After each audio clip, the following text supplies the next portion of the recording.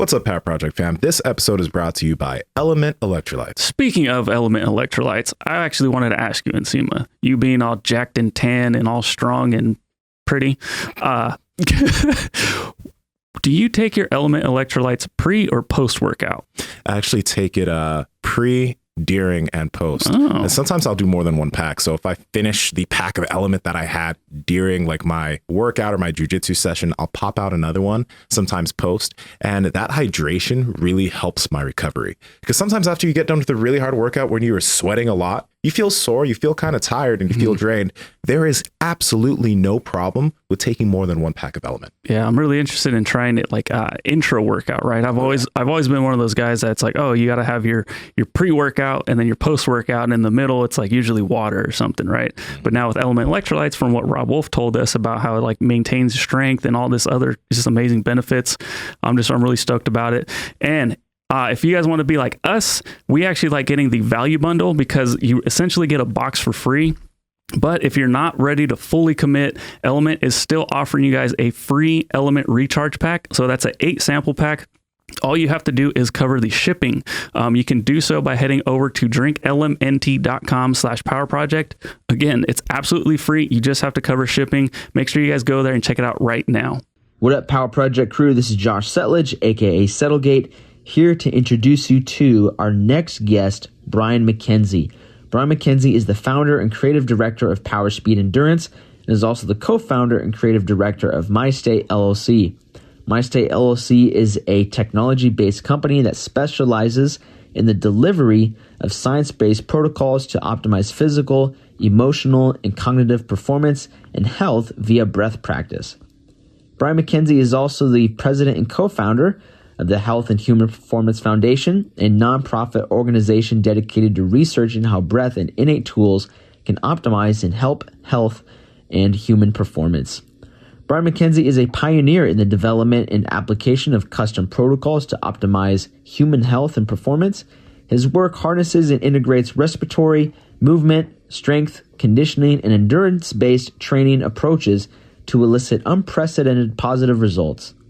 His protocols have been used to accelerate and raise both mental and physical performance in world-class Olympic and professional athletes, top executives, and elite military operators, as well as to improve the health for people suffering from various chronic and pathological issues. Brian's work is voluntarily and repeatedly subjected to rigorous third-party scientific testing, retesting, and improvement. His work has been contracted by various institutions, including Stanford University School of Medicine, California State University Fullerton, and San Francisco State University. Brian is himself a highly accomplished practitioner. He has completed the Ironman race in Canada in the year 2004, completed both the Western States 100-mile and the Angeles Crest 100-mile runs using adapted training protocols he developed to improve performance. He is the co-founder of The Art of Breath, a division of Power Speed Endurance that teaches a principles-based approach to breath and performance. Brian has also co-authored the book Power Speed Endurance, the New York Times bestseller, Unbreakable Runner, and Unplugged. Unplugged is a book which assesses the integration of emergent technology in human performance. His various programs have been featured in Outside Magazine, Men's Health, Runner's World, Triathlete Magazine, Men's Journal, ESPN Rise, as well as periodicals such as The Economist.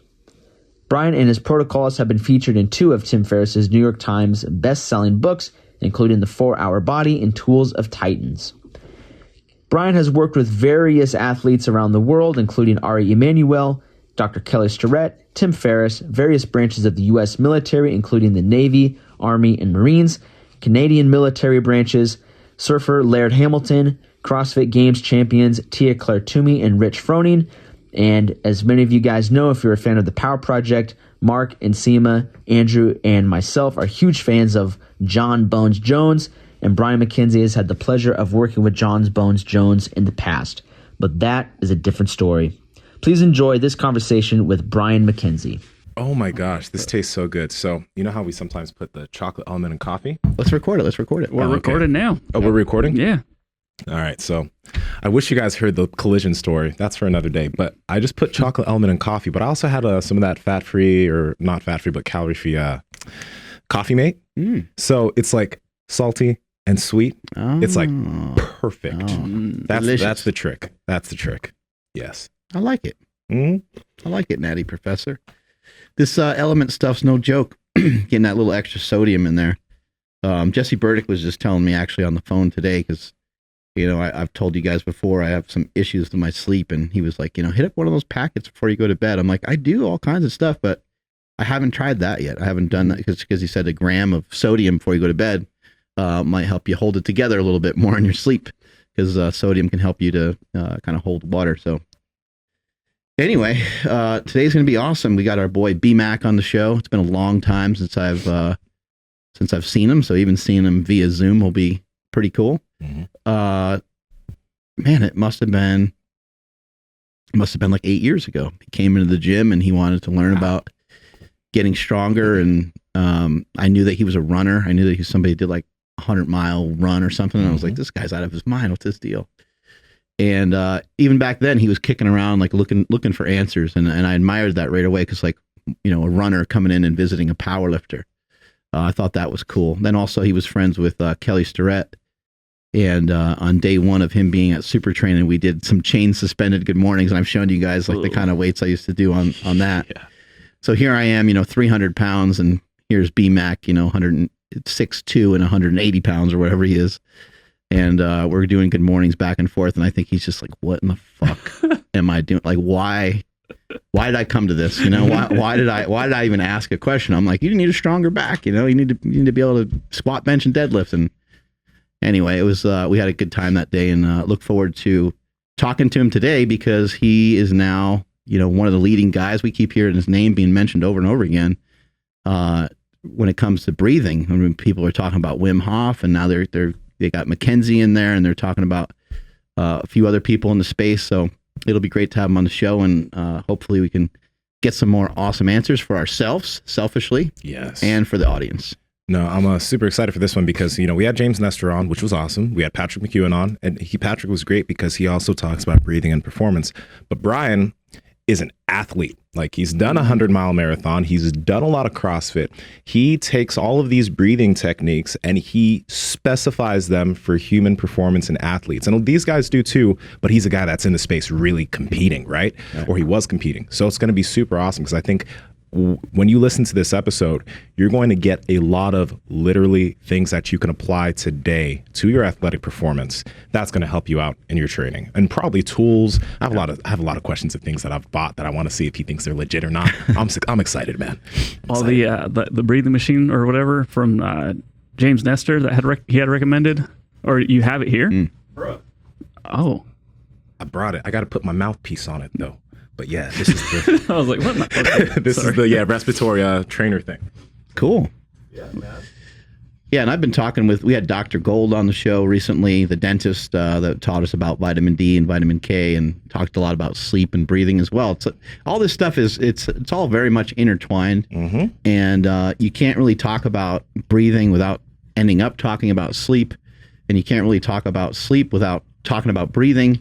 I mean, just, you know, very simply, if anyone gets lost during any of this, like, just go back to the basics. Like, figure out a time in the day. Like, forget about meditation and forget about making everything. You don't have to make anything complicated, but do yourself a favor. Find a couple of minutes, whether you're on a walk. It'd be preferable if you're sitting down, just chilling for a minute, not on your phone.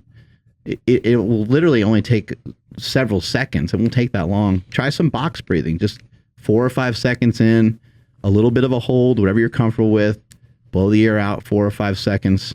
Hold that for whatever you're comfortable with, and repeat like 10 times. You know, and these kinds of things, messing around with these kinds of things, not only going to help you with your athletic performance, it's definitely, without a question, without a shadow of a doubt, is going to release a lot of stress, and it's going to kind of just reset your brain for a moment. I think everyone could agree, like, we could all use a moment to ourselves, just to kind of let shit go for the day. And so if you get confused about some of the shit that we go through on this day, hopefully you can at least remember that one tip. Yeah.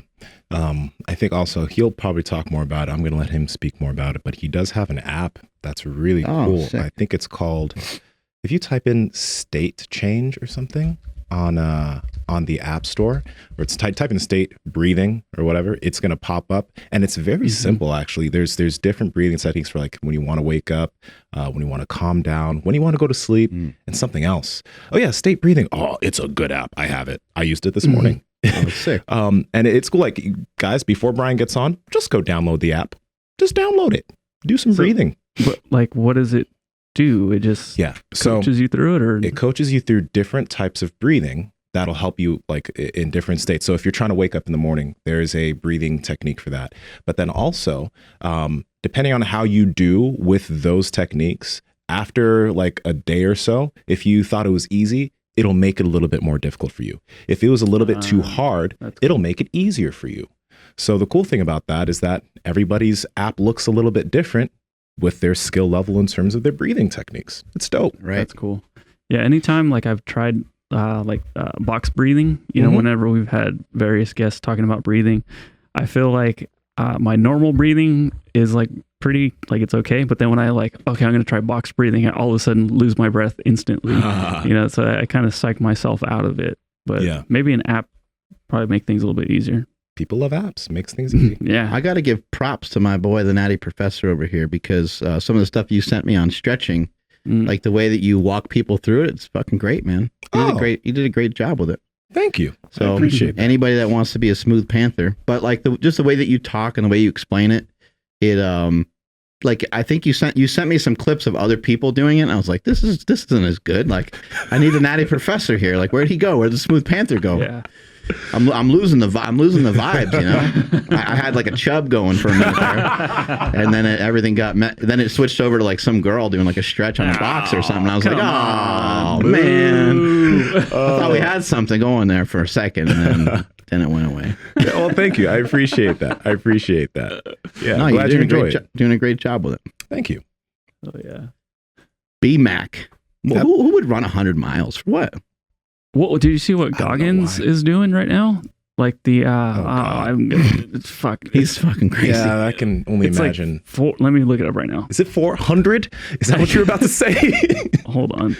It's like every 4 hours for 40 days. Some crazy something. He really is a maniac. From my understanding is like there's people that like get on his show, and there's people that talk to him, and he has, you know, we've had him on our show, but like he like tries to rope people in. Yeah. You know, he's like, oh, hey, well, I'm doing this thing. And people are like, yeah, you're cool and all. But like, I don't, but I heard Lex Friedman the other day saying like, I'm avoiding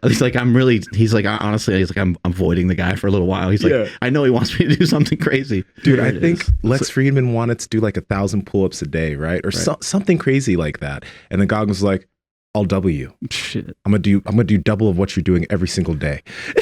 And Lex was like, why? So it's 4 by 4 by 48. So 4 miles every 4 hours for 48 hours. Wow, that's what? Oh, here he is lifting with Cameron Haynes. That's 48 miles. 4 miles. What'd you say? So I was looking at so 4 miles every 4 hours for 48 hours total. Yeah, that means you're waking up 12 times to do 4 miles every 12 times. That means you're doing 48 miles in 48 hours, but you're only getting 4 hours of sleep at a time. That's rigorous. Yeah. So it starts March 5th. Oh my God. I like the I like he has a cost $0. Yeah. I like the there's something cool about the consistency on that. That's interesting. Like, forget about it. It's obviously a monumental task to be able to do something like that, because you got to be trained up for something like that. You can't really just go and do that out of nowhere. But just imagine applying that to anything, and even bring the numbers down a bit. Like, it would still be difficult. You know, do it with like walking or reading or writing, journaling. I mean, even just to get up and just to doing 1 mile. Right? Yeah. Like, I mean, actually, I think a lot of us, if we could maybe do a mile, but that'd still be hard. And could you imagine at the aftermath? Like, we'd be hurting. Yeah, because I don't run. How many miles would that be? That'd just be 12 miles for us. 12 miles. Okay, so it's 12 different. Yeah, but for him, it's 48. That's what I've always liked CrossFit for doing like every minute on the minute, because it's only like do X amount of burpees every minute on the minute. Oh, I can do 10 burpees, but then it's like do that for whatever, like 10 minutes straight. I think we're going to see more stuff like that in our future, get more popular. People having access to small duration workouts. They're real short and easy. Nice. Smelly. What's going on, man? What up? Dude, are you cruising by Super Training Gym to do some chain suspended good mornings today? I thought I was gonna be the first one to bring that up. My hamstrings are still sore. Yeah, that was an epic day. I remember. Yeah, like it was like maybe 2 weeks afterwards. You're like, man, it's like I don't know what happened, but like I'm pretty fucked up. Yeah, we just kept warming up. And then you started the working set, and I was already done. Hey, it's great to have you on the show today. It's been a long time coming. We just keep hearing your name being brought up every time we're talking about recovery. Every time we're talking about breathing, your name. It's super annoying. Your name keeps getting mentioned, and I'm like, all right, well, we need to finally have this guy on the show. We need to just get this over with. So here we are. Here we are. Well, I'm happy to be here. I'm happy to see you. Pleasure to talk about this stuff we're chipping away at. I heard some great things, and one of the things I heard was which made it, when I was setting up this podcast and thinking about it, I was like, all right, well, we need to figure out a way for the audience to get the most out of it as possible, because I've heard that in your seminars, Kyle Kingsbury was talking about how it's like a 3-day seminar and you guys walk everybody through everything, which is great, because sometimes when it comes to some of these things that we're trying to do to gain an advantage when it comes to athletics, it's one thing to hear someone talk about it, but it's totally different when you actually experienced it. So my understanding was you talked about like hot and cold therapy, talked about all different kinds of ways to recover. Obviously, you talked about breathing, since that's one of the specialties that you really leaned into. What can you tell us a little bit more about those seminars, and have you been able to still do them with the different things that are going on now? Well, the seminars have not been going on lately. We've moved to more of a webinar format. Got it. And I mean, I'll be honest, I miss that stuff so bad. And I mean, we can all attest to it. I mean, this whole thing's had such an impact. And I mean, I was an in-person kind of teacher, talker, speaker. Yeah, you're animated. I enjoyed that, and it fulfilled my life a lot. So it's been a real weird transition, but we've been able to. We already had part of what we do online as a course, the Art of Breath, the basics of it as an online course. We spent enough money on to do a fair enough job in having that.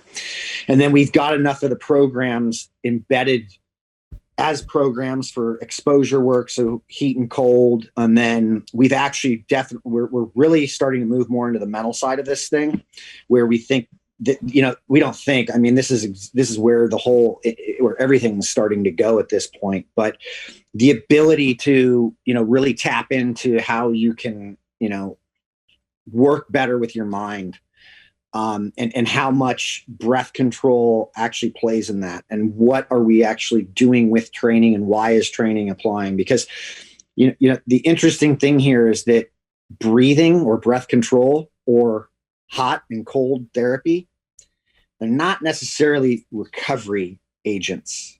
They're actually stressors. And this is how, I mean, this is what I used, when I was really embedded in kind of the strength and conditioning stuff because of the endurance world that I was in. And we added strength and conditioning to that. We found that strength and conditioning was actually the fastest way to get an endurance athlete to actually rebound after a big event.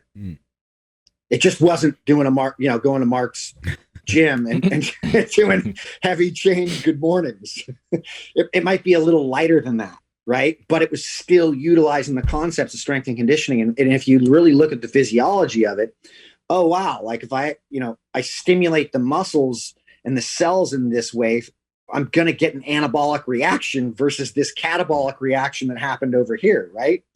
So when we got interested in this whole thing, it really was because it was out of just sheer kind of coincidence or just freak accident. Like somebody tossed me a training mask and said, try this. And I laughed because I was like, This doesn't change barometric pressure. It says elevation on it. There's nothing about elevation that's going to change. Like if my O2 sat doesn't change, there's nothing happening with my physiology. I had screwed around with elevation and altitude for quite some time already, but I was questioning something that I hadn't even tried. Right. So I put the damn mask on, and I can have some arrogance around stuff like that sometimes. Nonetheless, I still put the mask on. And when I put it on, I sat up to draw a breath in. And I instantly was just like, my head blew apart, because I was like, resistance to my diaphragm, organized spine, organized trunk differently, move differently. Like, I was like, holy crap. Like, what if I just gave this to athletes to warm up? And now we've got the ability to get somebody to move better, because the diaphragm is actually the epicenter of life for us. It's the most important muscle we got. If you don't got it, if you're not using it, you're on an iron lung, or you're dead. And so it's responsible for how we're organizing that spine, how the rib cage is really functioning, and especially how oxygen is actually moving in and out of the system. Yeah, you mentioned the mind, and I think that's interesting that you said mind, because the brain kind of morphs in there too. You know, you got your mind is like, you know, you telling yourself that your foot hurts when you're running and to like shut it down or whatever. But if we're not getting the air that we need through running or through sleeping or through just our day to day, we're not using our respiratory system the way that we need, you actually can be negatively impacting the brain as well, right? 100%. 100%. If you're not actually getting enough oxygen to the brain, which can happen as a result of this, this may not show up as a big deal at first, but over time it can be.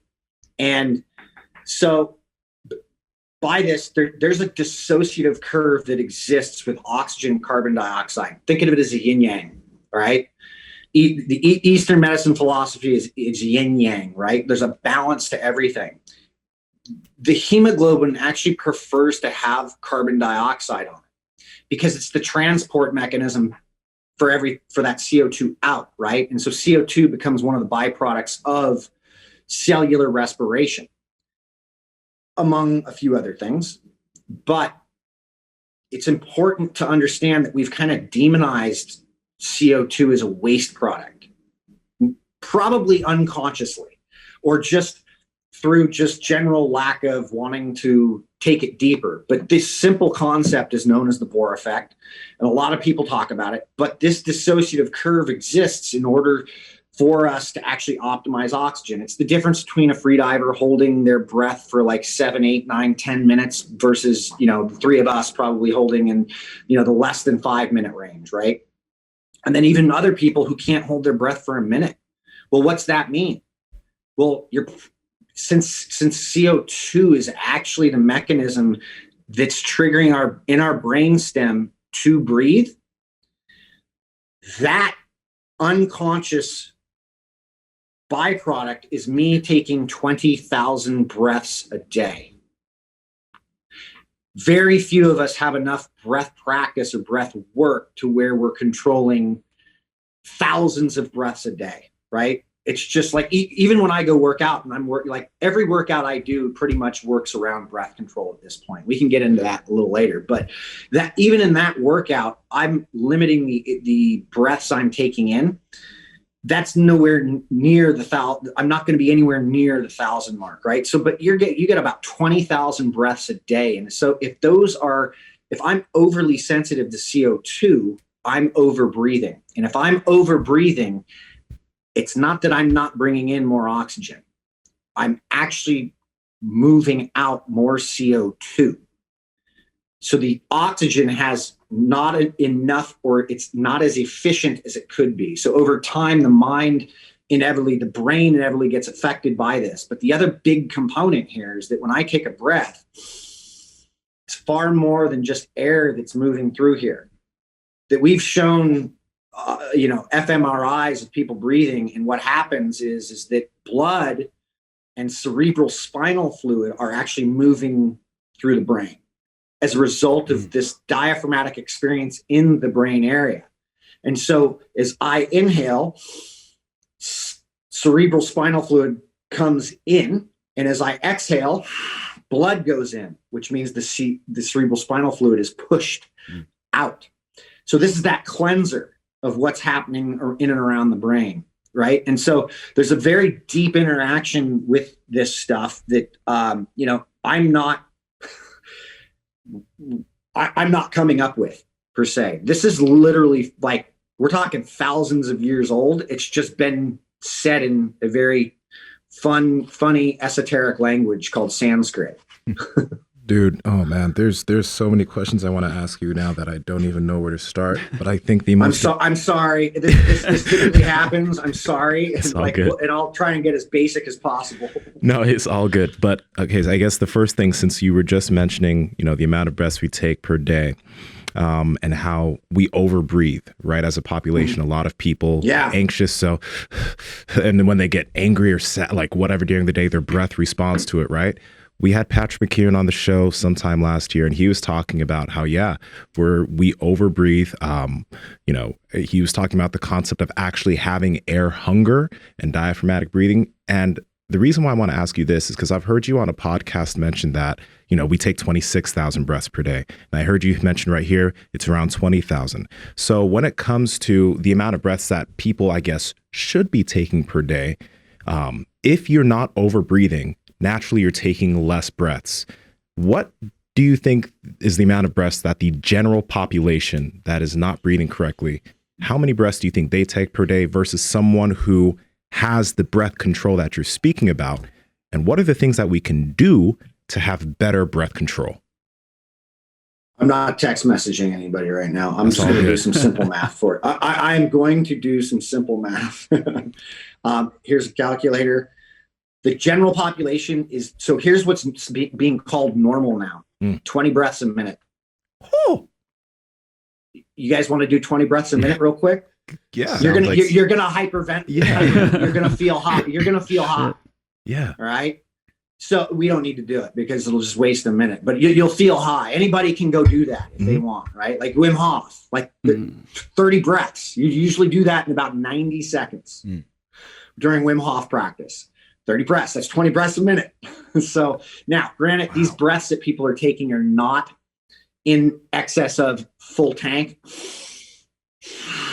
right? They're more like, but if I'm 20 breaths a minute, so that's by 1 hour, there's 60. So there's 1,200 times 24, 28,800. Wow.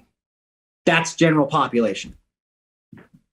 Right? Like when I've measured me, I've got some pretty accurate medical pulse oxes that are doing enough light, stuff I've spent way too much money on just to because it's better than the $20 pulse ox. I've seen in and around, 8 to 11 breaths a minute for me. And that's pretty low, right? There's yogic text that talks about 6 breaths being basically where the sweet spot is, and then at 3 breaths you're in tune with nature. I'm like, I don't know how the fuck you're getting there, but you're just sitting there doing full lotus, controlling your breath all day, and I don't, I've got stuff to do, so I'm living in a different world now. But nonetheless, there's your numbers, right? So 28,800, roughly 29,000 breaths a day, right? So that doesn't mean more oxygen. That means less oxygen. That means tissue, joints, heart, lungs, like every organ we've got is actually not being utilized efficiently. So stress is higher. We've moved the needle more towards, and I'm not demonizing carbohydrate, but it moves the needle more towards higher carbohydrate use. So we move more towards that glycogen marker. Okay.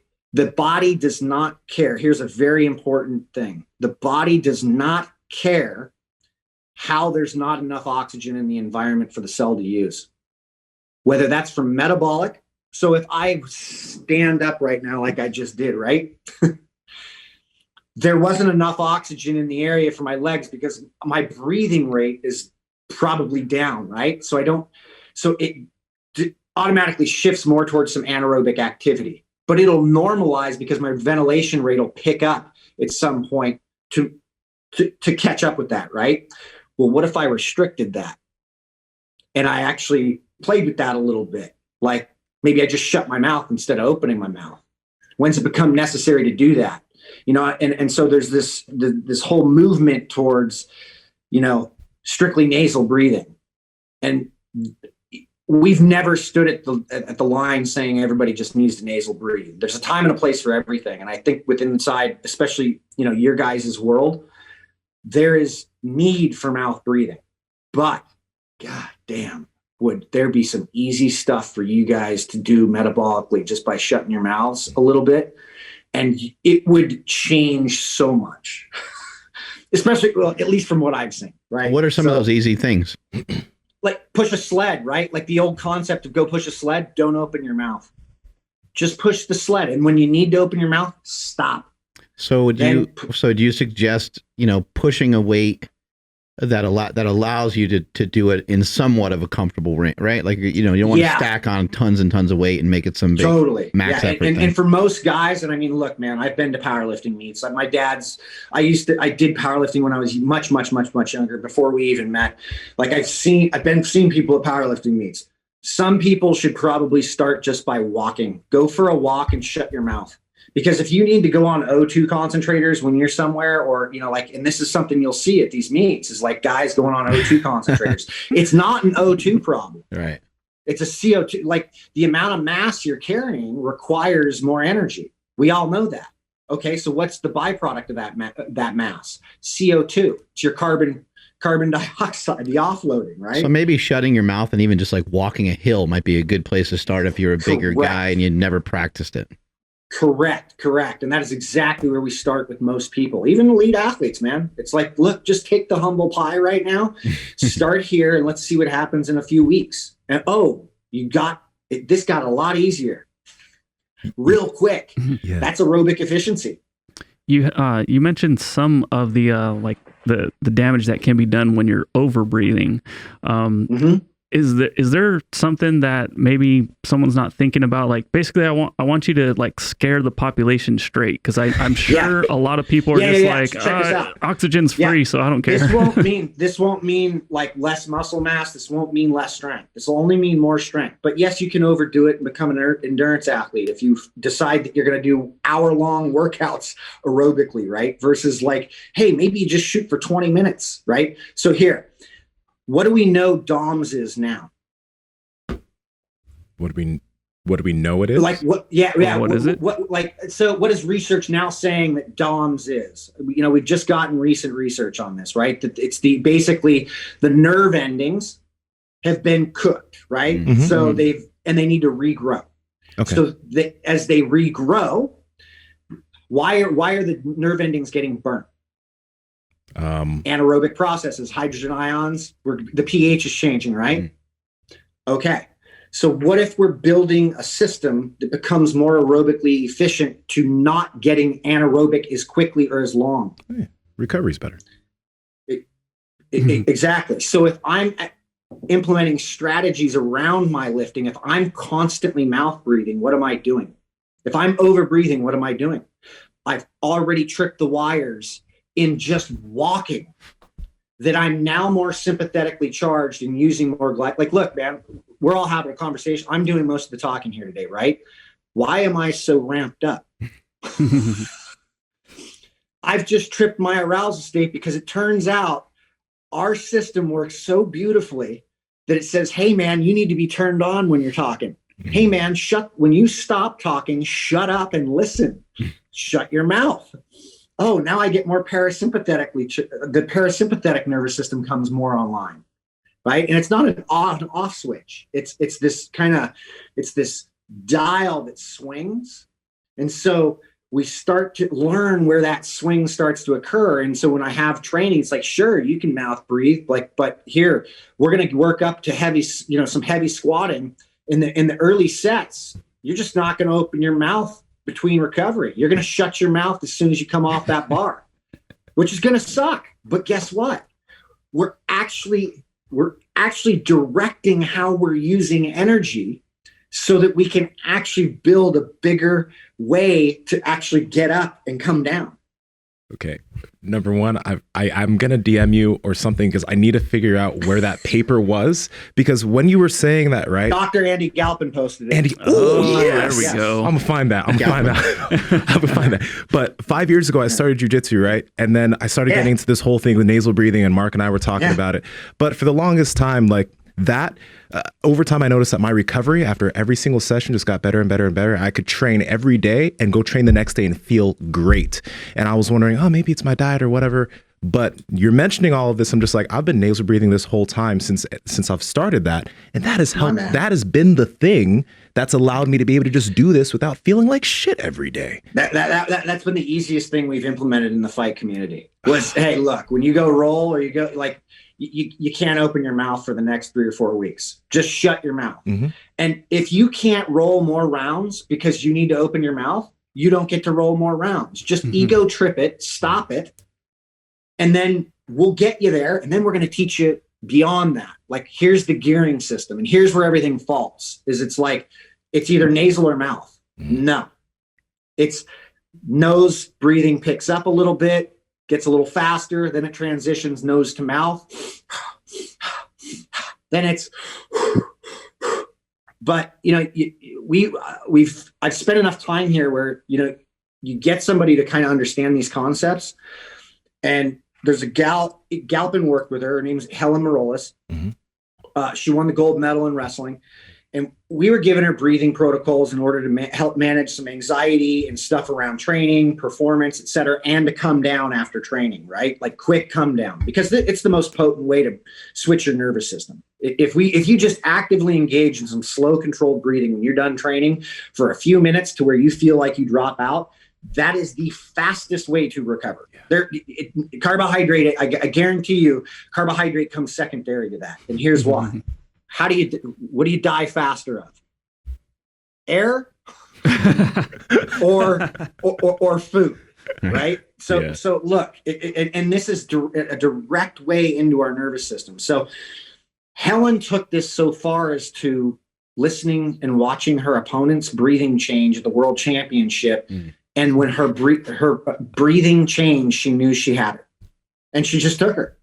And that's the beauty of it. It's like, fuck, this gal had no idea about breathing, but Helen did.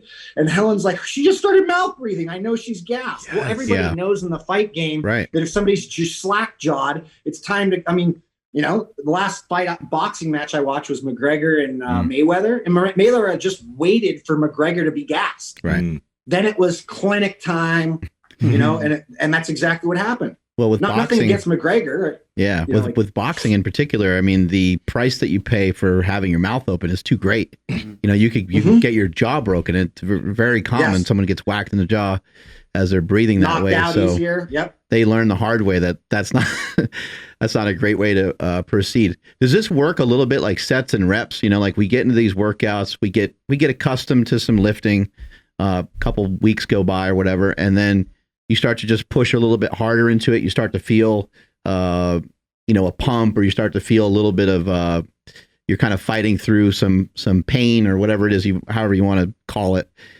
Is this similar to that? Is that what we're trying to do when we're working on nasal breathing? And correct me if I'm wrong. It sounds like to me what you're saying is like nasal breathe or nothing, almost like do your nasal breathing. And if you can't do your nasal breathing, maybe reduce the amount of weight that you're using at that moment, just for this particular thing that you're talking about. I'm not saying that you're against breathing in other ways, just for this particular instance.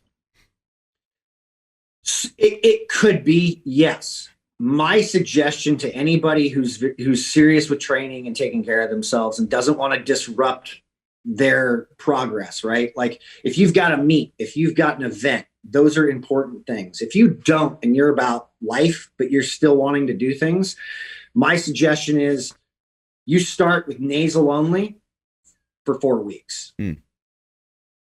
Don't get out of control with it. You don't need to take it to the extremes I did in the beginning. I mean, I was getting nosebleeds. Like I was just like not opening my mouth. And like, I do, like you do crazy stuff, in the beginning. Like you just don't know what you're doing. Talk about altitude training. For it, right? Right. Like, and I get this all the time from people. Like I get nosebleeds, all that. And it's like, yo, you're moving too much air too fast. slow it down, back off a little bit, get it to a point to where you need to mouth breathe, and then stop or bring it down, right? And do that for about 4 weeks. After that 4 weeks, start implementing it in as like kind of like a periodized game, or dedicate some times, like your warm up. There's no reason why your warm up couldn't be all nose only, like a gear 1, gear 2. We have a 5-gear system that we work from, right? So gear 1 is strictly aerobic. It's equal in and out, nose only. Gear 2 is a intended faster nasal inhale, and the exhale is just passive. Gear 3 is intended in and out, nasal only. Gear 4 is nose in, mouth out. And then gear 5 is mouth only, right? And like if I'm packing air trying to do something, that's very different than metabolic demand or, pushing back on metabolic demand by controlling my air. But if I control the air due to, like, let's say I'm walking up a hill or starting to move faster up the hill and I need to mouth breathe. If I let my breathing dictate what I'm doing, I've really learned how to change or manipulate how I'm using energy, because the body will have to will want to respond by slowing down, right? And there will be a time and a place to pick up speed and go faster and go heavier. And that comes in, and it's like, okay, mouth breathe, but then like how you want to manipulate after you've squatted. What are we trying to accomplish? Okay, shut your mouth as soon as you've gone heavy. And that's like, baseball guys. I'm like, all right, you sprint 90 feet, shut your mouth once you hit the base. And it's like, whoa, dude, like that's going to spin me out. It is at first, but then you're going to see something very interesting happen. And this is where you start to see yourself drop out real quick and recover a lot faster. What's the history of this? Like, where in our history have you seen this like first pop up? Was it like what civilization started to really focus in and maybe hone in on breathing? I would imagine that like we can point to our modern technology and say, hey, there's a lot of shit flying around these days, and you mentioned earlier that these things have been around for a long time. In your research and in your studies and stuff, what have you seen? Like, where does some of this stuff come from, and why? The oldest movement practice we know of is yoga. At the foundation of yoga is a breath practice that everybody's pretty much ignored, including the people who were telling right way, and then it got fucked up later. And where I was going is including a lot of the people who are teaching today who just say, just breathe. They don't even, we don't have context around why I'm doing this. Why am I doing this? Where it's like, hey, why am I squatting this day? Good mornings on this day, deadlifting this. Like there's context around why you're going to do certain things, hopefully. But so that being said, if you go back in the annals of kind of yogic text, you will see there's very, very direct information. They're like, Wim Hof method was there, like many of the ideas and things that already existed, Tumo, all of these things. So you look at yoga, Tai Chi, basically every martial art, except for the more modernized jujitsu, which I haven't necessarily seen. They're starting to, based on a lot of language that's coming out from our world here, where they're starting to implement this and understand it. But Hicks and Gracie knew this. Hicks and Gracie manipulated breath from the beginning. He understood all of this, and this was one of his games, right? Like, so his son also applies this, and he's very attuned to breath work and how to use it. And, a lot of the guys in the MMA world that we've, worked with that apply this stuff now, and they really understand this. But it's not just, it really, like, the interesting thing, I think, is that we ignored something that was happening culturally, especially in this country. The Native American populations, the indigenous cultures, they all primarily breathed out of their nose. And they had a language that didn't have a lot of words, which meant they didn't do a lot of talking. And they were very quick with their children. Like there's literature on this stuff. Like a baby came off the nipple, the mother shut the mouth immediately for fear of the black mouth of civilized man. and I mean, look, man, it's all there. There's a book. I mean, Patrick probably talked about it. Shut Your Mouth and Save Your Life, right? Mm-hmm. So George Catlin was actually just a historian. and he's documented many texts on history of indigenous culture. The biggest thing this guy picked up on seeing over 1 million indigenous people was that they shut their mouths, and not only when they hunted, they gathered, they slept, but they talked very little, listened a lot. And then, so even like for me, I'm not entrenched too much into like the athletic performance side of, just basically all sports. I do enjoy watching them, but even as little as like 2 or 3 years ago, I hadn't really heard anyone talking about nasal breathing or the, wearing the mask that they spoke about when we first started. What caused this, I'll call it a resurgence in like performance breathing? I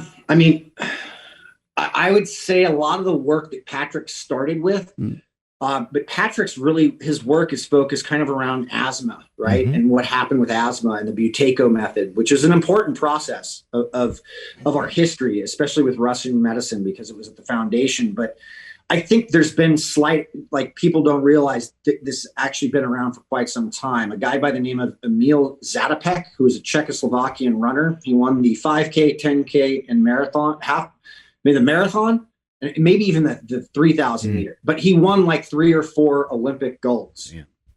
And this is in the 50s, and he was known for doing breath hold and breath work as he trained, and he would feint his opponents when he would compete against them so that they thought he was suffering harder than he was, and they would take off, and he would let them, and he would follow them, and then he would just go around them because he was perfectly fine, because he had built his system to tolerate far more. This is really the difference between, hey, I've got a free diver who can hold their breath for 10 minutes versus you and I who can hold our breath for maybe 3 to 5 minutes. Right? Why can they do that and we can't? Training, but are they any more different than us physiologically? Not really. They've just trained it, and they've trained to tolerate CO2 so that they can train to use more of that oxygen in the system. So breathing in the way that you're talking about, when we're talking about working on nasal breathing and pushing it a little bit and having a little bit of, oxygen debt, is this like a little bit similar to maybe using like a fat grip in training? You use a fat grip on a deadlift Correct. bar, and then you switch the bar out and use it. Then you use a regular deadlift bar without the fat grip on there, and your hands are exponentially that much stronger. Is that what we're doing? We're building up the system to have a bigger tank for future stuff that we might do. Pretty much. And I would just kind of put on top of that breathing is how we manage all energy. Right. 90% of that energy is aerobic. 10% of that energy becomes anaerobic, which we don't need to breathe for, but we do need to exhale for, because you actually do need to inhale, because the oxygen that's coming in when we're anaerobic is now being used to buffer a lot of the acidic processes, it needs for the lactate and the hydrogen ions that are in the system. So that oxygen now goes towards something that can't be used metabolically, right? But yes, it's really like taking control of your energy and making you way more efficient. What does somebody's like glucose and insulin levels look like in the morning when they went through went through a night of not sleeping very well because maybe they have apnea or something like that? They're not real good. so you're going to see the research states it. Like a night of poor sleep, insomnia, is really like, it destroys how you're using glucose, right? So breathing can actually help regulate that. Right. Can help change that immediately. Now, here's the other thing. That doesn't give you the hall pass to go train at 100%, where a lot of us would take that, right? And so to go back to answering the other question, Emil Zatopek was one of the kind of first people that really was in the 50s that was doing this. There's been plenty of people along the way, but the surge of this, I really, this was in part because of something like Wim Hof coming up. although Wim Hof is not performance breathing. Wim Hof's been arguably the most important person for breathing because he's had the largest megaphone that occurred, right? Granted, his method is something for more deep state stuff and can help with the immune system. It can help with resetting the nervous system. It's great for stuff like that. But the performance side of it, we've been really pretty alone here in what we've been doing.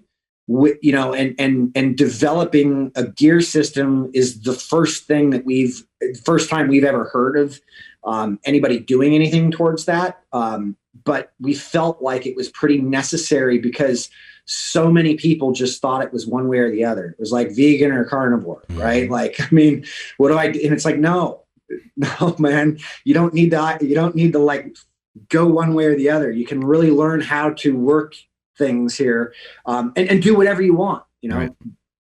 When it comes to like you're fixing a lot of the components or improving a lot of the components of your training via your breathing, have you seen exercise help impact people's breathing as well? Like just something as simple as doing some cardiovascular training of some sort. Yeah, have you kind of seen them work synergistically, or are they kind of separate deals? Exercise will always improve somebody's cardiovascular and pulmonary health for the novice. Okay, here's something shocking: 20% of elite level athletes, so Olympians, report asthmatic symptoms. 10% of the population reports asthmatic symptoms. So there is a place where things cross over, and it turns out, based on what we've looked at, that because the mind plays such an integral role in everything, including our breathing, when I'm emotional or I'm off, like, let's just say emotional in a negative way, right? Like, or I'm overthinking, think anxiousness, depressiveness, right? Like stuck. This carries weight. Emotions carry weight. There is a physiological cost for them. That is what being a human being is, right? Like, so primary emotions are something all mammals, really real animals, experience. Anger, sadness, happy, fear, normal. We get secondary, tertiary, even we get way out here. And so we stack things like frustration, on top of other things. We stack things and we don't deal with things. And so we can drag that into things like training, and our ego can get far too attached to external things like needing to win. And there's nothing wrong with winning. I mean, I probably have worked with 10 or more world champions, the best in the world at particular sports. I've had my hand, like, I've been able to work with them, and they're there because they're very capable of compartmentalizing things and doing it, even going through a brick wall. That doesn't mean they get a hall pass on the physiology, because our physiology is really where our nature is. This is why we can't separate ourselves from nature. Our nature is our physiology. Stress physiology does not differentiate between species. Yet if I can carry emotions beyond what primary becomes or gets stuck on something, that weight trips up through my breathing because I'm stressing myself out to some degree. It's just stress. You can't leave. Stress is stress. That's why I said in the beginning, breathing's a stressor. Cold is a stressor. Heat is a stressor. Even though that we're using them as recovery tools, we're just using another stressor in order to create a better response to something else or adaptation to something else. And breathing just shows up as that hallmark of what's happening with our physiology really at any given moment, because it's hardwired into that brainstem. I have a quick question about the 20% of Olympians reporting in the 10% of the population. I mean, I know that they're like, they're shot putters, right? Olympians that are just really big and maybe they're not as cardiovascularly fit. But I wonder about that. And I could be totally wrong about this, but do you think that there's a higher percentage of Olympians reporting that because I guess they're more aware of that. Like they're more aware of their breathing. They have more understanding, because I just feel like probably more than 10% of the actual population would report if they actually knew that there was a problem. Or am I off with thinking that? No, I don't think you're off at all. We could only speculate, but that's also why I used the word report. It's important that I said report instead of like trying to, I mean, look, the fact that any world-class athlete is saying I've got asthmatic symptoms tells me like, yo, we're not addressing the foundation here. Yeah. Like, we're just not. And that was something yoga, Tai Chi, some of these martial arts nailed, because it's the beginning. This is the foundation. Yeah. Now I have a really selfish question, because you were mentioning earlier about like the mask, right? The breathing mask, you start having to get up, right? Because you have to take good breaths, right? We had James Nestor on, and he told us to go buy a respiratory muscle trainer, which is what I have here. Bought it on Amazon. Yeah. I'm using this thing, right? I want to know, number one, do you think this is even worth it or useful? And then number two, what tools can people actually purchase that'll help do what you were speaking about there with the mask? Yeah. And actually, along with that, is what you're wearing right now on your waist, if people are watching video, is that to help your diaphragmatic breathing, or is that like, did you get injured? So I've got on what's called a breath belt. Ooh. Yeah. So I actually think most of you guys should probably be wearing this thing, especially in the lower weight sets. It's really the guy who built it did really well. The reason I'm wearing it is when I have to sit for long periods of time, I don't want to give that shit up. I don't want to give my belly up, right? Like I go down to SoCal a lot, 6-hour drive. When I drive down there, I put this thing on. It is so vastly different from when I don't wear this to when I do. Like my legs hurt more, I'm stiffer, right? Like I'm just keeping myself in a better position. All right. So their answer is the first one. And I don't get anything out of the breath belt. Jesse, who makes it, did a great job. He sends them to me. I would suggest anybody get them. They do help with some resistance and engaging that diaphragm a little better. How can someone pick one up? Where do you get them from? Online. You can find them on Instagram or just online. Look up breath belt. The breath belt. Got it. Here. I don't know if you can see it. Yeah. There we go. Nice. Yeah. So, now going back to resistance breathing devices. I spent a lot of time here, and James Nestor is actually a good friend of mine. Okay. I began with a training mask on my face and thought it was helping a lot.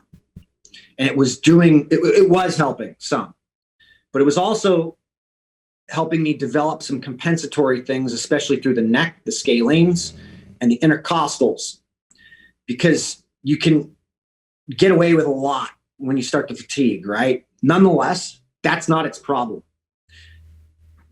The aha moment came when I realized I was primarily drawing air in through my nose when I was using that thing. Why would I be doing that? And so I took it off and was like, oh yeah, that is a resistance breathing device. So now if I just increase intensity towards something, let's go walk up a hill. And I keep my mouth shut. Let's start moving around, doing some warm-up routines, core activation stuff. Don't open your mouth. Get a full breath of air in and out. I am now of pretty sound mind. There is no resistance breathing device that can outdo metabolic demand and shutting your mouth.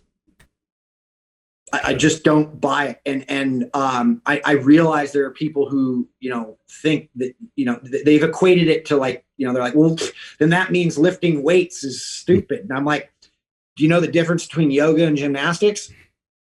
Strength, like body weight strength, right? Like a gymnast is very, very strong, but it's two totally different things in that if I'm working with what my anatomy has supplied me, this knows I'm actually efficient. I'm teaching my diaphragm to engage with what I've got here and to work with the amount of air I can go in and out.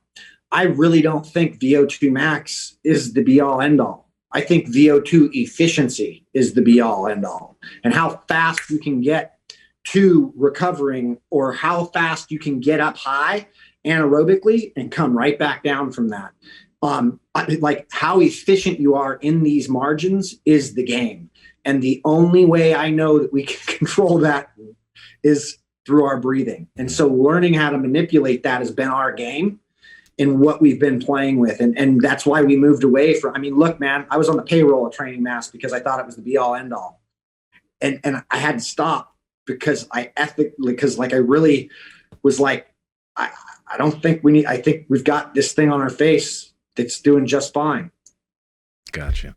How has some of this breath work and some of this deep dive that you've done into learning about breathing, how has it changed your own mind and your own mindset and maybe your interpretation of just everything, business, relationships? It's probably because, you know, a lot of times we're diving into a lot of these things pretty much for ourselves if we're to be perfectly honest, right? Yeah, no, and you're right. I mean, it was a selfish exploration at first that I had no idea where it was going to go.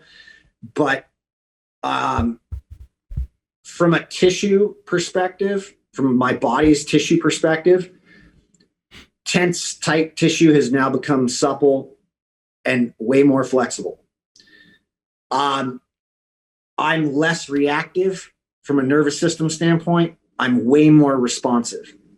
Meaning I am aware of when something's off and now know how to respond.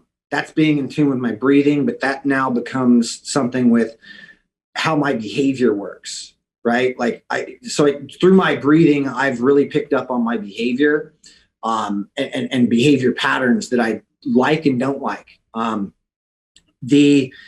physiology, so when I started doing this, I probably was around, I don't know, 50 to 60% max heart rate, able to be like nose only on a bike. And I love, like, I do a lot of mountain biking.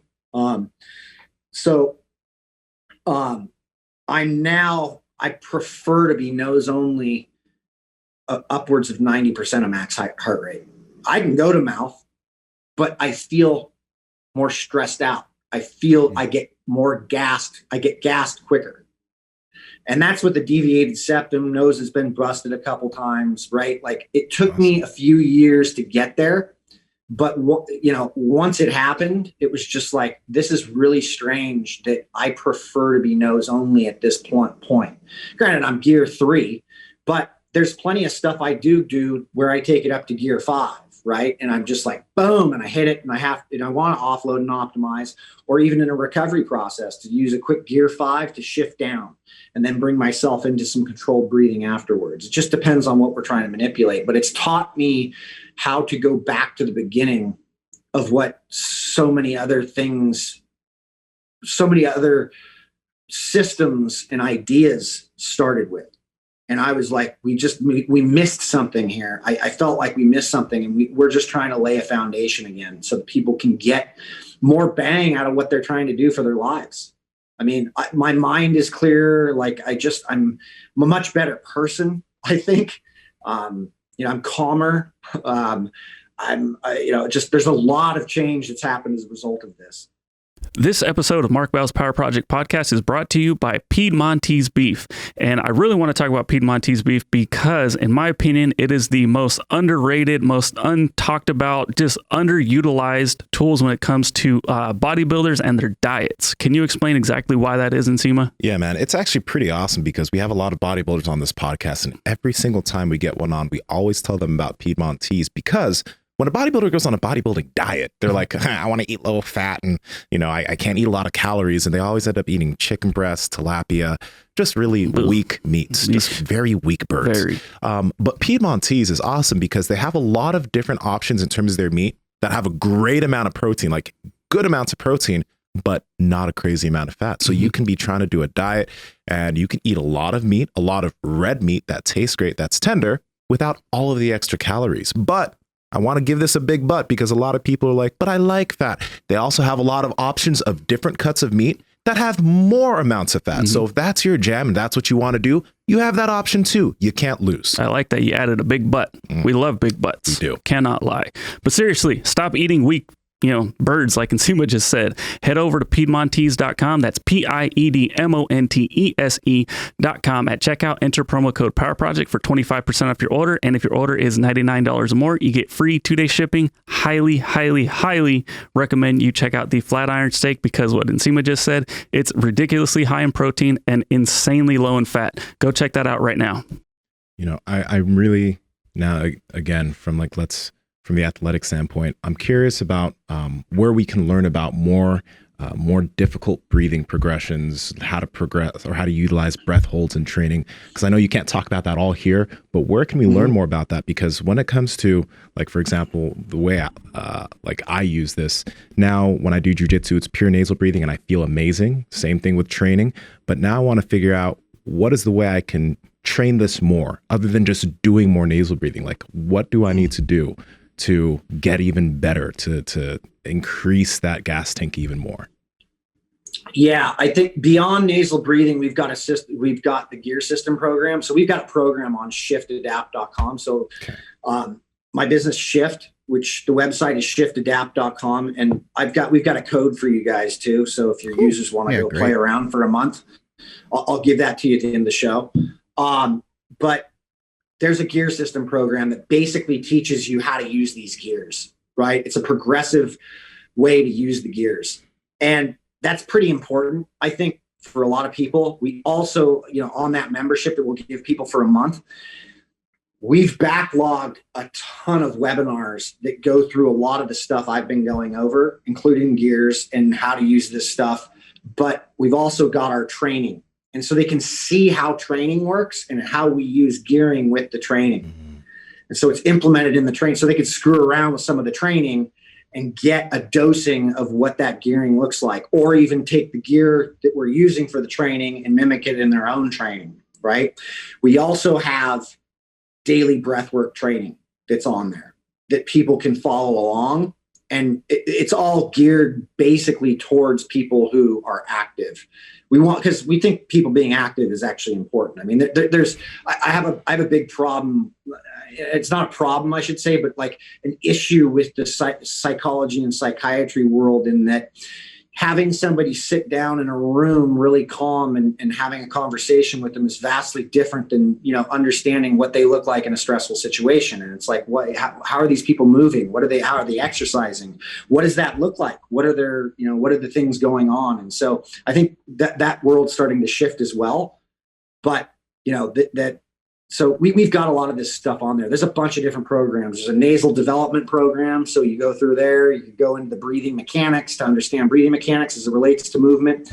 Then there's the gear system program. All of that stuff is on there. What about utilizing kind of like Wim Hof type stuff, where you see these people you mentioned earlier, having 30 breaths really quickly? Where in our training, or where would somebody utilize that style of breathing? I would say something like that could happen after training. We were doing a lot of this stuff pretty early on, 5 or 6 years ago. And we kind of hit some walls, especially before training, because if you think about it, when you're doing Wim Hof stuff, you're actually you're actually using up the oxygen because you're doing breath hold work after you hyperventilate. So you're stuffing oxygen in the red blood cells, and then you're holding your breath, and CO2 rises and all that oxygen gets released. So you're kind of creating a lot of metabolic activity. And we were feeling more worn out as we would go train, right? Typically, a lot of people do this first thing in the morning to kind of wake up or ramp up. And then there's groups of people who are doing it at night because it drops them out. And that's exactly what it actually should do, is it should drop you out after you've done a session of Wim Hof, feel relaxed, calm, deep, ready to go to bed type of thing. So that's why I would say doing that after training. We do a bit of a different thing where we're doing 10 to 20 fast breaths, and then we do 3 repeated slow breaths, and then we'll repeat that for a couple of rounds, but the slow breaths increase in time. So think of like a 6-second inhale, 6-second exhale for a few rounds. The next session would be 7-second, 7-second. The next session would be 8-8. And those longer, slower breaths are really sliding us down the mountain. You know, I've heard you during this podcast. You mentioned that like you move the way you breathe, and I've heard you. There's a story that I heard you talk about that I think a lot of listeners would get a lot of benefit from, because when you were talking about that, I was like, well, I guess you also think the way you breathe too. And it was when you mentioned that you like almost thought you broke your neck, and I thought that was extremely powerful, because like we always like there are situations that happen daily that are just micro stresses that once they happen to us immediately we're like, shit, fuck, you know what I mean? But in that situation, I'll just let you tell it, because it's like you took control of it, and it's crazy like how you did that. Thank you. That was basically simply a testament to having a practice. And, that goes back to Mark's question of like how this has impacted your life. Well, we have a saying that if your practice does not work when you're on fire, it don't work. So, I was playing tag with my nephews and on a jungle gym, and I was being chased by one of my nephews, went up a ladder, and this ladder rotated. So it spiraled as it went up, and it went up about 7-8 feet. And then there was a gap that a normal kid, 10 or 11 could fit in, and then get across a beam that was on the top of the jungle gym, right? Like, so a deck that was out there. I didn't see the bar that was above where that gap was. And so I ran up that thing as fast as I could, not knowing. And I just went the top of my skull, and it was like a shattering. It was it was lights out, but it was just like stars. And then I literally woke up on the ground, and one of my shoes was off. My feet were crossed, and my hands were on my belly. And I was just like, what the fuck? Where am I? And I couldn't move. And I realized right then and there that I probably had just broken my neck. And so I was like, all right, well, I mean, it was freaky in that I just realized I might have broken my neck, but I also had 4 kids, my nephews and my niece around me, young, my wife at the time, and then my sister were there, and they were, I instantly just started thinking, well, this is just going to be a new thing I have to deal with. It'll just be a new game, but you can't breathe right now either. Like, it hurts to breathe. I knew that if I started to panic, I'd start to hyperventilate. And if I started to hyperventilate, I was probably going to start to reinforce a lot of the stuff, because that's stressful breathing, right? So I was going to start to stress my system out for that traumatic experience to become trauma, which are 2 different things. We create trauma.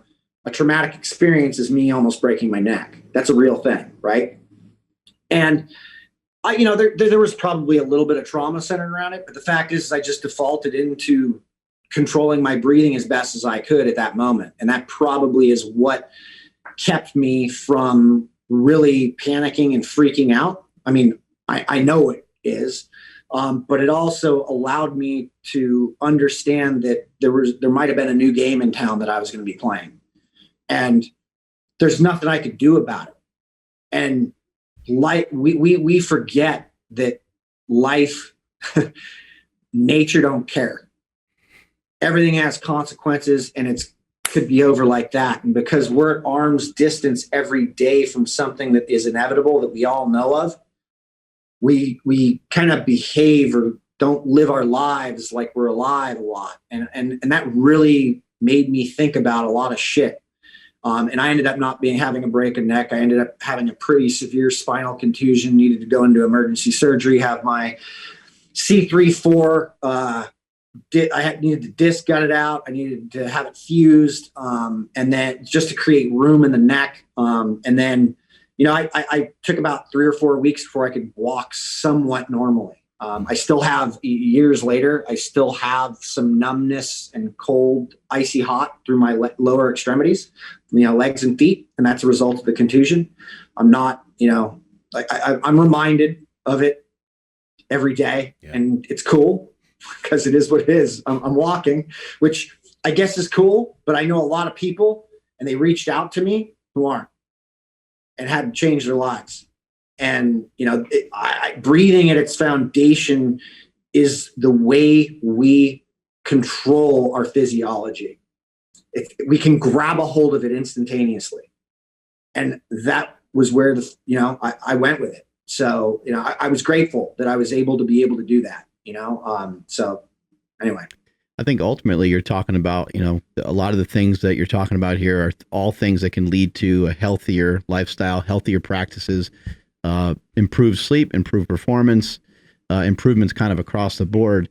When you first got into this, what are some things that you didn't see that you had to talk about or teach where you're like, oh man, I didn't really realize I was going to have to talk so much about nutrition. I really didn't realize I was going to have to literally teach people how to walk and how to stand and how to, I mean, you got to teach them kind of everything, right? It's a comprehensive thing because breathing is something we need a lot of in each and every day. Let me see if I can answer that right. The fact that I'm sitting here talking about breathing is weird. It really is. I was a performance junkie. I loved the aspect of endurance stuff, but doing it differently through intensity and I like going fast and I like to surf and I like to BMX. I like jujitsu. I'm sitting here talking about breathing was not the plan, and it just happened. And I think that's odd in and of itself. But I really think that we are an over-analyzation culture at this point. We think about things far too much, and I don't want people to listen to this and think that they're doing everything wrong. They're not. And if you just sit there and just relax and take a deep breath through your nose and try and fill up your lungs and just pause up top and then just... Can you feel how you tried to adjust how you sat to fill your lungs? Do you feel a calmness settle in? If you can feel that, that is the most important thing you have. And it's not your breathing. It's your feeling. And that's probably the weirdest thing that I'm teaching. I'm teaching people how to feel. We don't feel. We go through brick walls. We get upset about things that happened when we were 5 or 6 that we've dragged through our entire life. Every one of us. It's just weird shit, man. You don't even have to have real traumatic experiences. It's just how I learned to fucking navigate. Turns out Brian was rebellious. I don't know if you could tell, but I got noticed when I was rebellious, right? I did really rebellious shit because it got attention because I had a younger brother and sister that then I didn't get attention from. And I'm just kind of opening a door here that allows people to understand it's not it ain't even about that. It's about how do I feel? I've crossed so many boundaries that I didn't understand I had just to do something that I could have done way differently, but I didn't because I needed to learn a lesson in that process. And so if I can start to feel again, if I can really learn how to feel what's going on, not only do I start to understand those boundaries, but I start to understand my potential, which is unlimited. Our physiology, we don't know the limits. We don't know our limits. But what we're trying to do is take a lot of external shit and stack it on to tell us what's going on, like HRV. There's nothing wrong with it, but the problem is that HRV is doing something that you can understand far quicker. Your breathing. Your breathing will tell you way, way ahead of HRV telling you when anything's off. You just need to engage in a practice and learn. And it's instantaneous, right? The heart actually works for the breath. I think it's very intuitive and probably and very well said. So that's freaking awesome. I'm really happy to hear that you're teaching that. That sounds great. And probably the reason why you align so well with Starrett, because Starrett was like test, retest. You know, he wants to see if people are feeling it. Like, did you feel it? Like, did you have an improvement? If you didn't, then what I just said kind of sucked. Like, it wasn't that useful to you, or something was slightly off. And we can see the same thing with nutrition. You know, nutrition, you can make it as complex as you want. But hey, you know, just let's start out the day with a healthy meal, whatever you consider to be healthy. We don't have to get into all the logistics of all that, but you pick what you think is healthy. Did you feel better from what you know? And this is about feeling. How did you feel? How do you feel now? At 11 o'clock, when you had an 8 a.m. breakfast, how do you feel? Are you tired? Are you starving? Are you like, where are you at? So I think that's great. And I have never actually, out of all the people we've ever had on the show, I've never heard anybody kind of boil it down to that. But whether we're talking about breathing, lifting, or anything else, you ultimately are talking about a feeling, and feelings are probably the one thing that we think makes humans different from everything else on this planet. Yeah. Thanks, man. Thanks. I mean, it's odd, but you know, here I am. Like, here we go. It's almost like you need to take everybody and give them a big hug, you know, and be like, hey, come here. Bring her on in here. It is. I mean, maybe it was me that needed the hug, right? Right. That's Absolutely. the thing, you know, and that's what I had to deal. That's the road I went down. That's where this stuff took me. Little so it was like, wow. But it's like, you know, hey, I still like going fast. So how can we manipulate things in order to go fast with this? A lot of people have been doing that for a long time. You know, before the episode started, or before you came on, we were all talking about your app, and I think it's really cool. I think it's called State Change or State. Oh yeah, but that's our old app. Yep. That's your. Oh, I don't know. Okay, so if you have a new one, got to check it out. Oh yeah, we got something coming. Okay, cool. Because that, like, when you were talking about, you know, just start paying attention to your feelings, or be aware of what your breath is doing, that makes it so very easy to just be aware of what's going on with your breath during your day, just paying attention to it. So I think it's just great how the entry point is simple. I think just paying attention to your breathing once in a while. Because, I mean, I know years ago, I never really paid attention to it, you know, so. But you are now, and you know, and you're probably ahead of the curve right now, way ahead of the curve. And so when I say something like pay attention to your breathing, you get that. The vast majority of people probably don't understand that quite yet. And so a real quick just entry point for people to use for that is, it's like, look, if I go and I'm going to go walk, nasal breathing, right? And all of a sudden, like, I'm going up a hill. Do you notice the change in your breathing? How it picked up, right? How it got a little faster. Okay. Now take that back to, let's say you go back home to your wife or your kids or your girlfriend or your boyfriend or whoever, whatever, right? Family, whatever. You get in an interaction, or somebody you work with. You're on a podcast. You disagree with somebody. Do you notice your breathing change? Do you see your breathing change? Can you do it there? That change is that beginning. That understanding that change is the beginning. And that's where you can, like, there's no difference between, like, there is a difference between metabolic and emotional, but the thing is the physiology doesn't care. The signal's still going to be really the same to a large degree, because stress physiology doesn't differentiate. You know, we tell this story about the lion and the antelope, and how every day the lion and the antelope wake up in Africa and they know each other exist, right? Yet and some might say they're mortal enemies. They're not. They allow each other to coexist to a large degree. At least the lion allows most of the antelope to exist. But most of the time, there's zero problems with these two until the lion decides to cross a line, which is about 100 meters. So the antelope are so intuitive, they know where 100 meters roughly is. And that 100 meters tells them they need to move. Whenever that lion crosses that line and gets after that antelope, survival's on. And they're both running and charging and going. And we all have seen this on National Geographic or Disney or wherever you've watched it. Remove the picture. Put up a dashboard. Heart rate, pupil size, respiration rate, all physiological signs you can think of. Then insert yourself and your significant other or somebody close to you that you get engaged in arguments that you can't control. You've got your own dashboard. Which one's which? Can't tell. You can't tell. And this is really important to understand, because at the end of the day, the lion and the antelope, let's say the lion doesn't catch the antelope. That lion still goes back to chilling out and calming down and taking naps.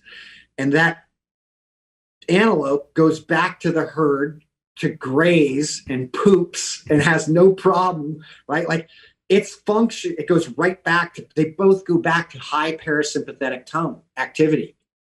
We don't. We hold on to it.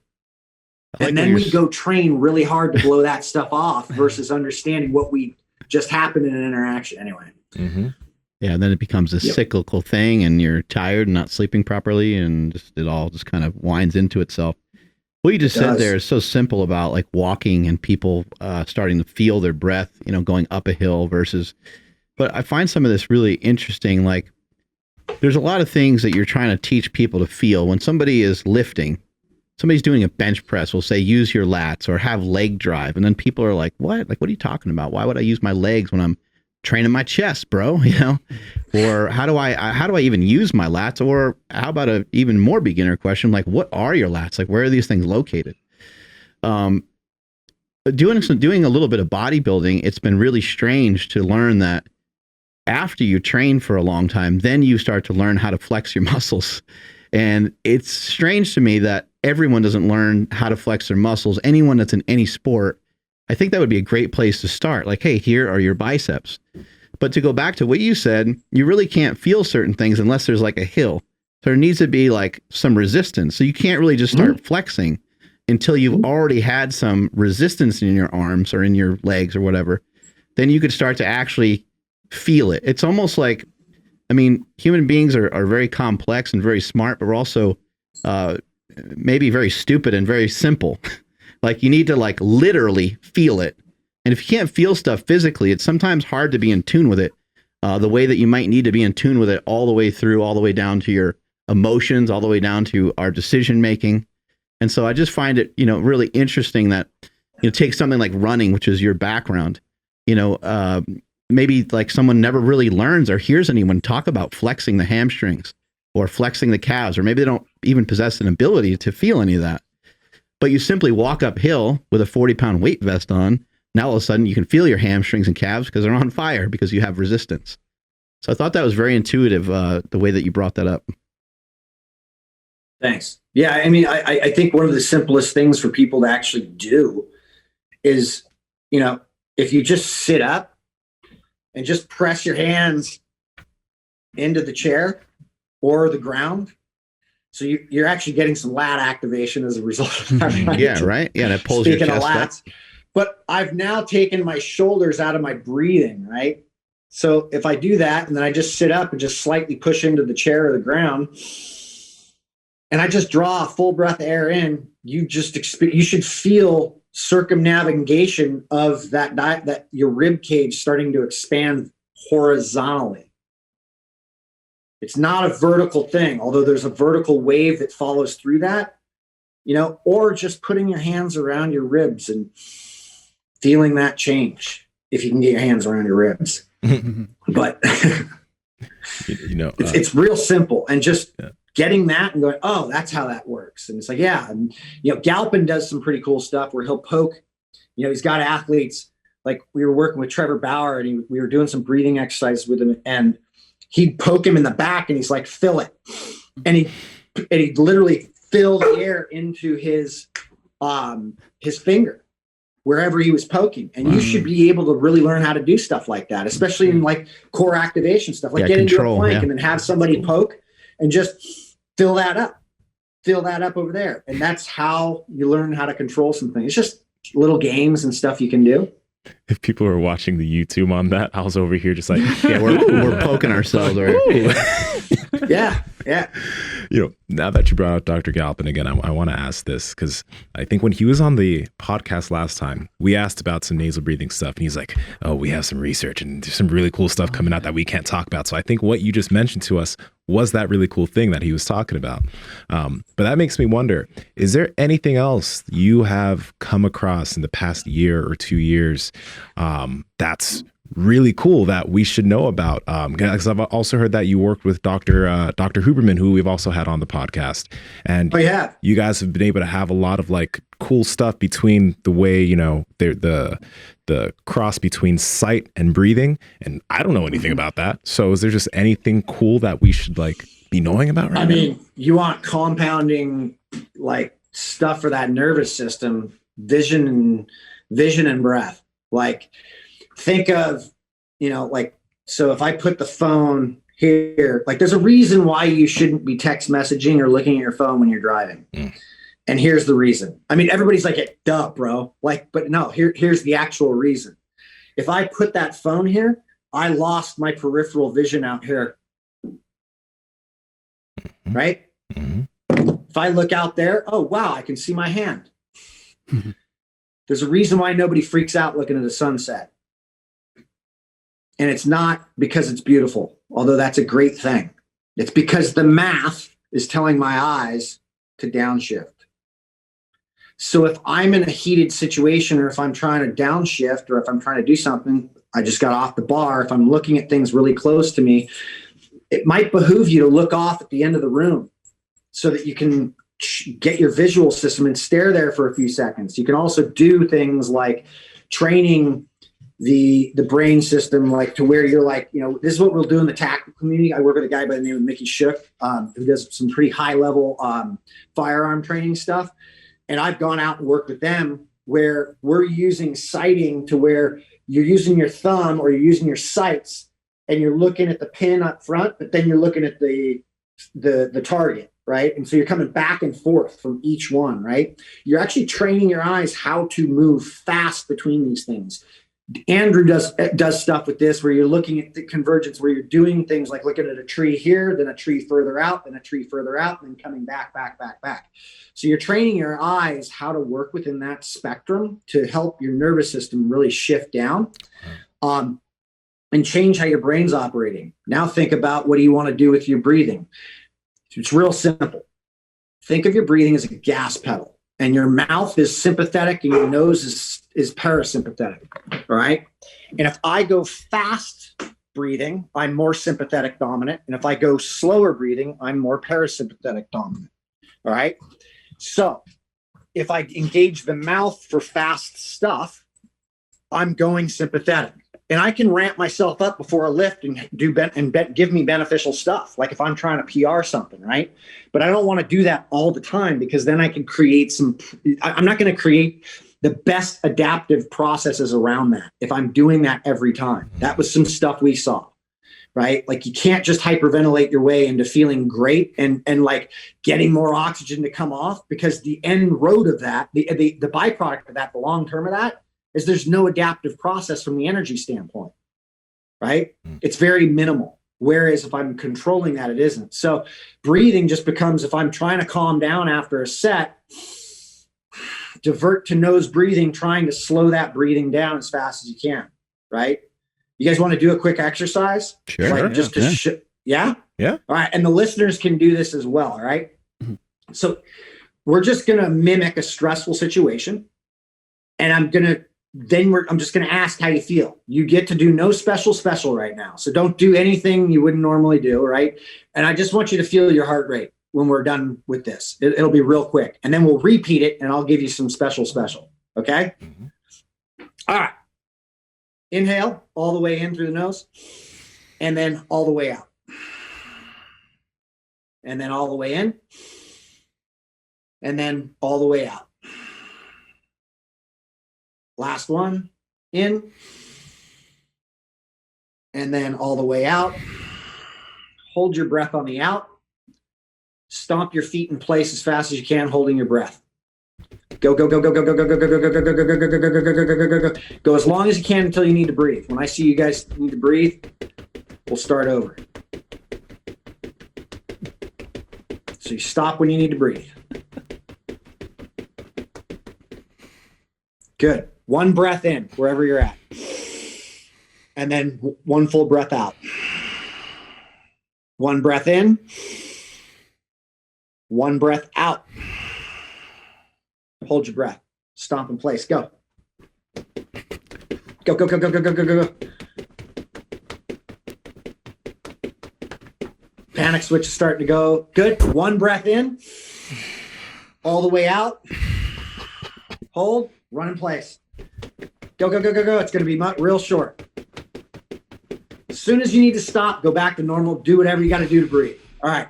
Find your carotid artery. Get a pulse. How do you feel right now? You can talk. You can do whatever the fuck you want. My heart rate's at 190. My Apple Watch says 188. I highly doubt it's that high, but it's high, right? Mm-hmm. Like, how do you feel? Or like, you don't need to tell me, or you can tell me. How do you feel? How does that make you feel? Did you feel the panic switch go off? Yeah. Oh, yeah. Right? Okay, so here's something important we haven't talked about.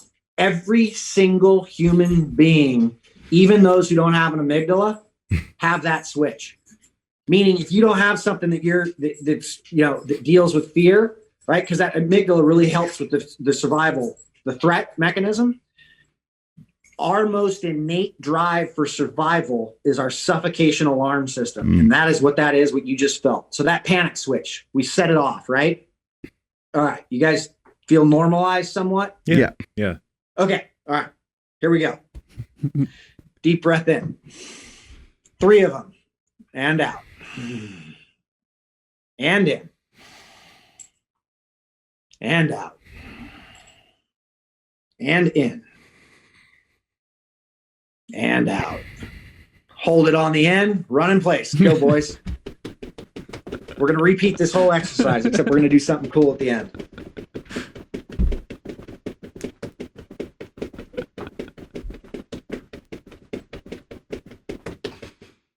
Good. 2 breaths. 1 in, 1 out. Second one in, second one out. And go.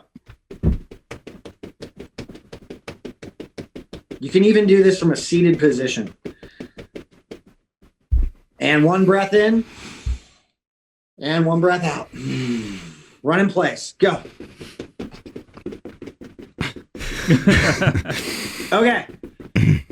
Fingers on the carotid. Now, deep inhale for me. Through the nose. Deep exhale all the way out. Deep inhale. Deep exhale. Now, keep going with this rhythm, but try and slow the exhale down just a fraction each time. You get 10 breaths. You're on number 3. Pay attention to what you feel with your heart rate, or you're watching with your heart rate.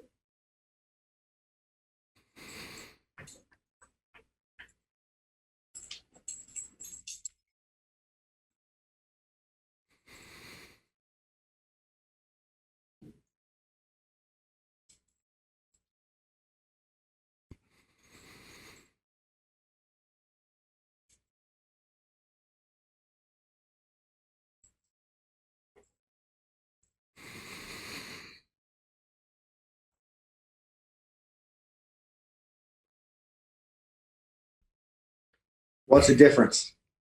I felt like you're really controlling your heart rate. I feel real chill. Like controlling it, like with a remote.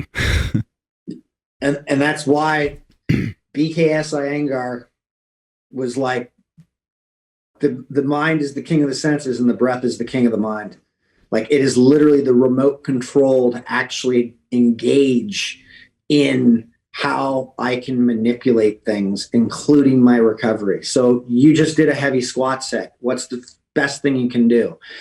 Maybe defaulting to nasal breathing to start is probably not the thing, but that gearing system applies to this in a reverse fashion. Think 5 mouth breaths. Intended. Then drop it. Then when I feel like I can, as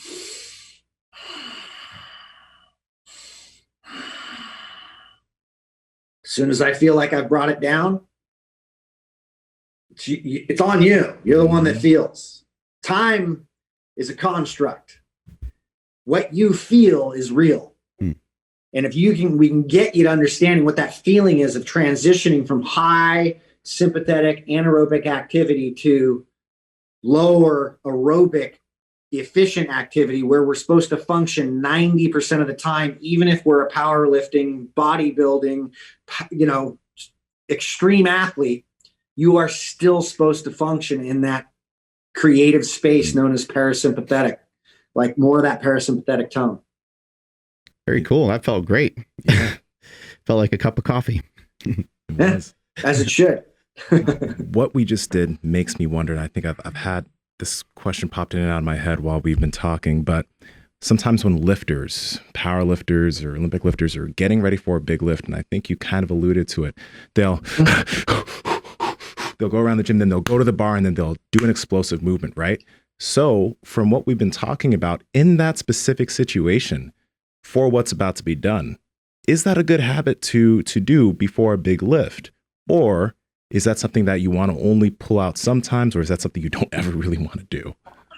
It's actually a pretty innate thing. It's pretty animalistic, and meaning innate in that it's pretty important to do. Mm-hmm. The only issues I would say around that is that if I'm running around hyperventilating and I'm somebody who doesn't have great blood pressure, this is where you'll see people pass out.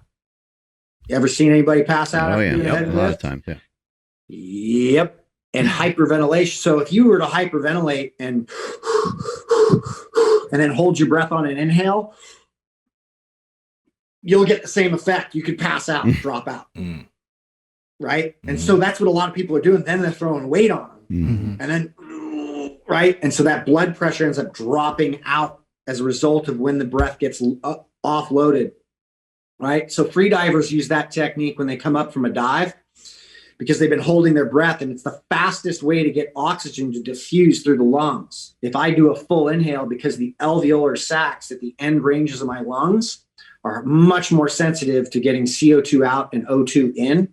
So if I do a full inhale, I'm going to absorb more oxygen off of that versus just a short little. That doesn't mean you need to be fully inhaling. You should not be fully inhaling and exhaling all the time. But these are just little things to understand, that if I've got issues surrounded around cardiovascular health, blood pressure, et cetera, be careful with things like that, especially hyperventilation. There is a reason, this is one of the issues that's really arisen through a lot of the people using Wim Hof, is they just didn't understand that, it can cause some issues for people who aren't metabolically or in great cardiovascular health, because you're going high sympathetic. And what happens when you do that, when you breathe off CO2 like that, is the blood vessels constrict big time. That high feeling you get is the vasculature constricting to the brain. So you're limiting the supply of oxygen to the brain. You can get away with this for short periods of time. But if you're not somebody who's healthy enough, look, you've got to watch out with what you're doing. Where you don't really need to watch out is slow, controlled nasal breathing. You just take it to where you feel like you're calming down. There's a reason why they used to hand people paper bags to breathe in when they're having panic attacks. And that's basically just shutting your mouth and going.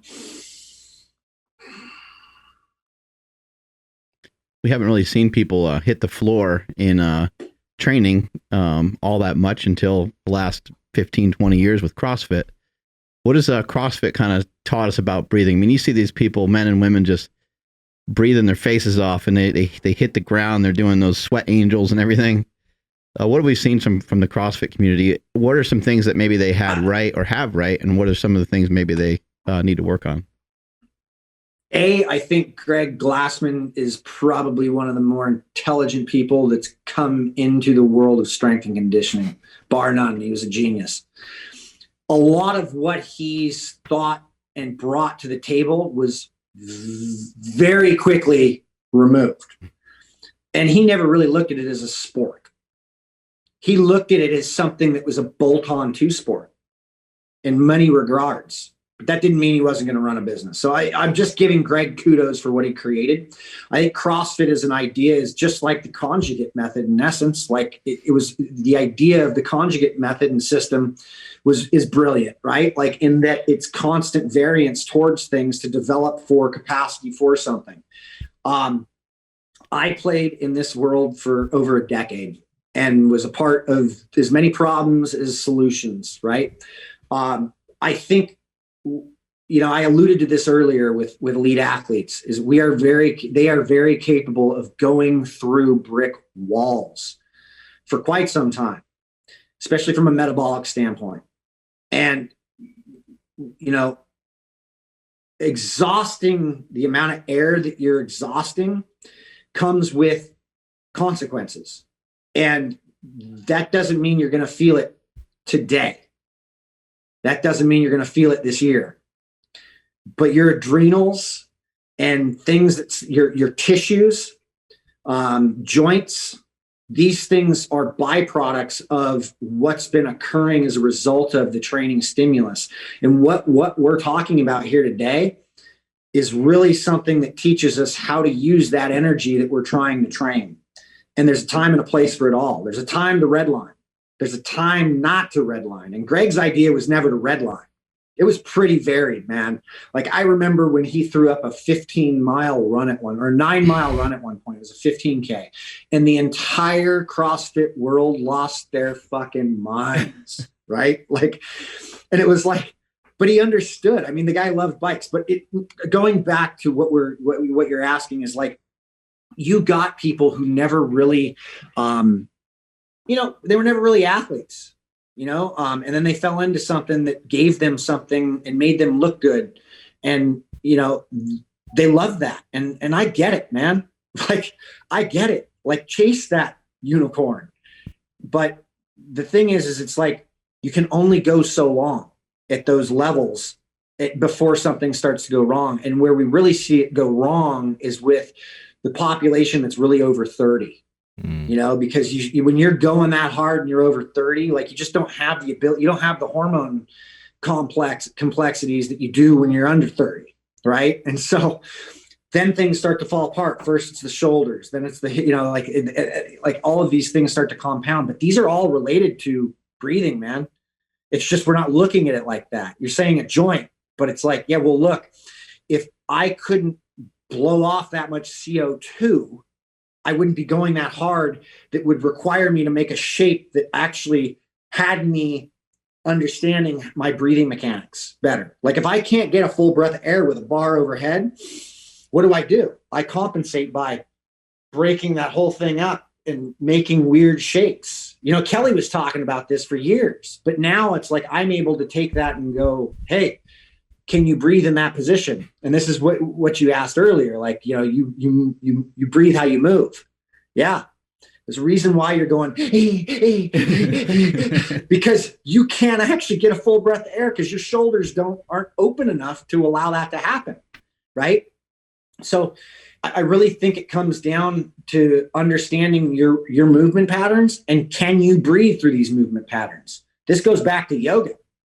Yoga literally said, hey, inhale through this position, exhale through this position. Don't go any faster than your ability to do that. And that was the foundation. And I'm not saying, oh, you should inhale on the descent of the squat and exhale on the concentric portion of it. No.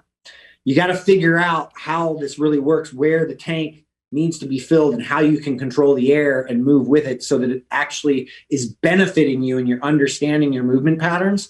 But most importantly, how you're using the energy. You can't just blow through energy the way that we're blowing through energy in these workouts. And that's why you start to see these problems.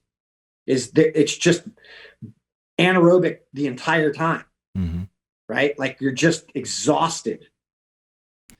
I'm really curious to know, before, like you obviously mentioned that you're using that breath belt right now. And I asked you about tools before, but I'm very curious about you yourself, the personal tools that you use on a daily basis, other than obviously the things that you have on Shift Adapt, all these practices, right? what are the outside tools that you personally use on a daily basis that you think would be beneficial for modern day people as far as breathing is concerned? Breathing. Just breathing. That is that is the tool. That is the beginning. I ultimately if I were to talk about like I do some low oxygen training stuff, right? Like that's not going to benefit the general population. Yeah. Like, I mean, it would, but it's like, that's just going above where, I really, it's like, other than taking care of my tissue and like, my breathing is the number one tool that I use so that I'm understanding what I'm doing and where I'm at. And, I know that if I go and do a workout, that when I'm warming up, if I notice I have to start breathing heavier or switch to mouth breathing sooner, that I'm already off. And my workout, I knew I intended to not go above gear 4. So I won't go above gear 4. I just won't get the performance that I thought I should get. Right. But I'm still getting the stimulus that I'm after. Therefore, I'm creating I'm grabbing a hold of what the adaptive process really is. I love that you said that, because like on certain days when I think I'm going to go in and perform great, on certain days when I'm rolling with somebody and I feel my mouth drop open, I'm like, this shouldn't happen right now. Why am I feeling like this? I'm not on my A game. Right there, being able to pay attention to that and understand what's going on. That's huge for athletes. That awareness is massive. You just tapped into the fastest thing to let you know where, like, how I need to adjust myself. Like, I have so many people that tell me, like, I had some kid comment the other day on his HRV sucking. And I'm like, or he suffers with his HRV score because it's so low. And I'm like, first off, you probably just what should he do? And I'm like, get rid of your HRV.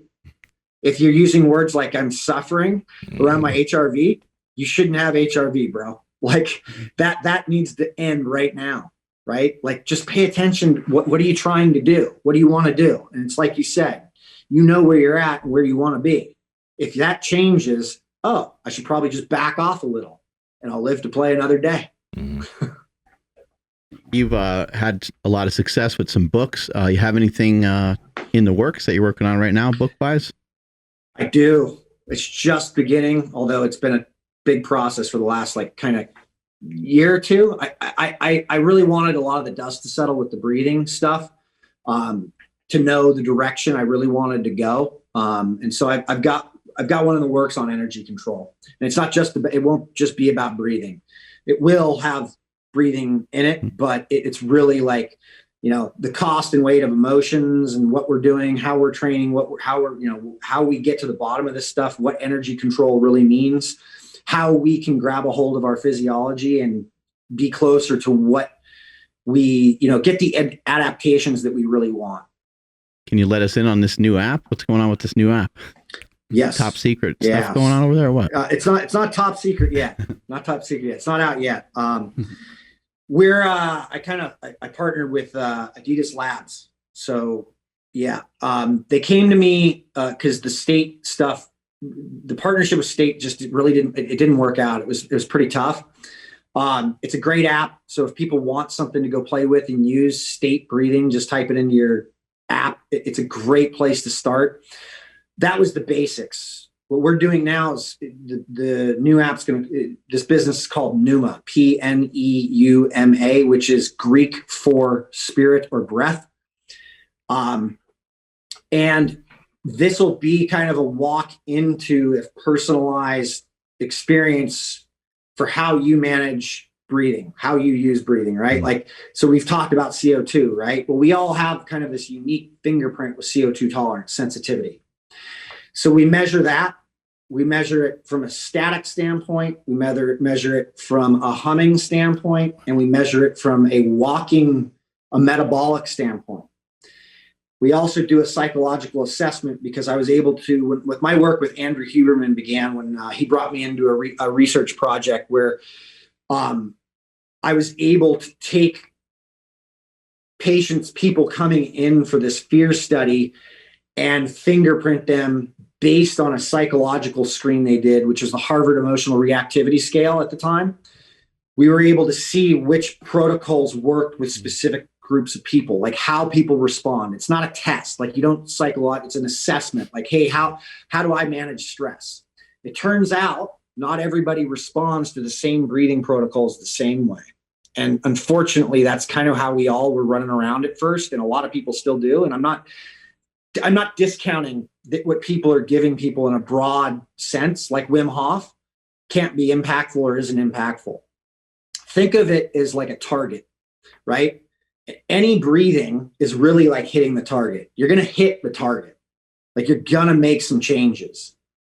But if you don't have kind of these measurements, this understanding of what really works for me, like what brings me up and makes me feel good and what brings me down and makes me feel like I'm calm and relaxed, we're working on hitting the bullseye so that people have something that literally every time is them hitting the bullseye, and then they can use that to improve over time. And what we're building adapts with you. And it takes you in the direction you want to go, whether you're looking for relief or whether you're looking for performance, right? So anybody in your program would be able to jump on this and be able to improve their aerobic efficiency in just a click, right? So that's awesome. A few questions. Yeah. I would say our alpha version, which will be a website, that's not going to be out to the public. I would say the beta probably within the next 3 months. Sick. Yeah, next 3 months, you should see it. It'll be on the App Store. We're not going to directly market it. I'll push it from my stuff, but we're actually going into a business-to-business model first. We're going into the university system to sports teams to start because we've got some pretty good relationships with stuff like that. So that'll be the kicker for that.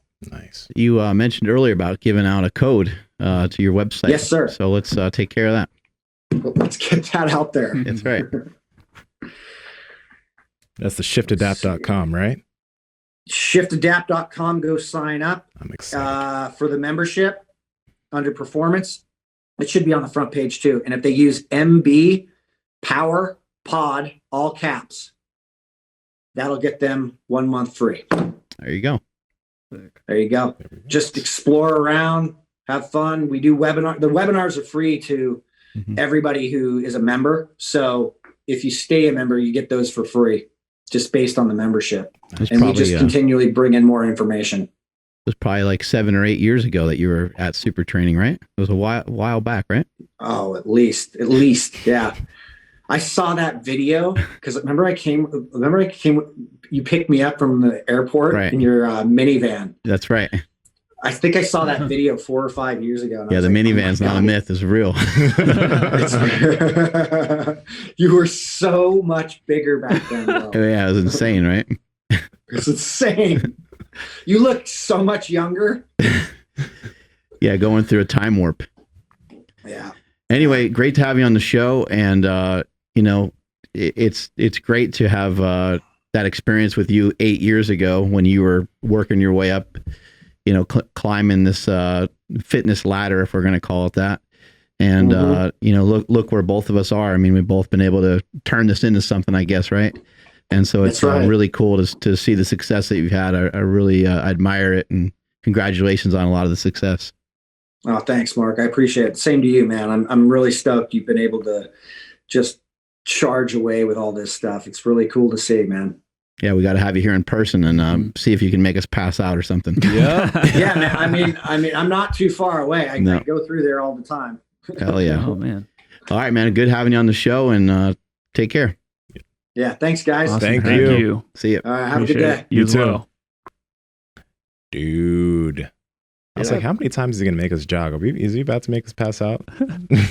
Some of it wasn't that bad, but like some of it. Yeah, once you kind of got the rhythm of what he was doing, then the next time around, I was like, oh no.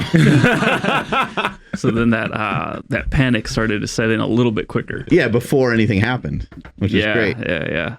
Yeah. Great information. Incredible. Yeah, man. some real tangible stuff. Yeah. I love the 4 weeks thing. You know what? Just fucking do it for a month, man. Yeah. Just do it for a month. It encouraged me because like a lot of times I'm training and then I'm like, well, I want to push a little harder, but then I would just, in hearing him say that was so simple. I'm like, oh, okay. Like I maybe sometimes I'm not giving it enough of a shot because I want to go a little heavier or I want to have a shorter rest interval. And it's like, no, just stay wherever you're at, whatever level that means for you. Do it with nasal breathing. Kind of reminds me of Donnie Thompson years ago would do a lot of his dynamic effort squats without a belt.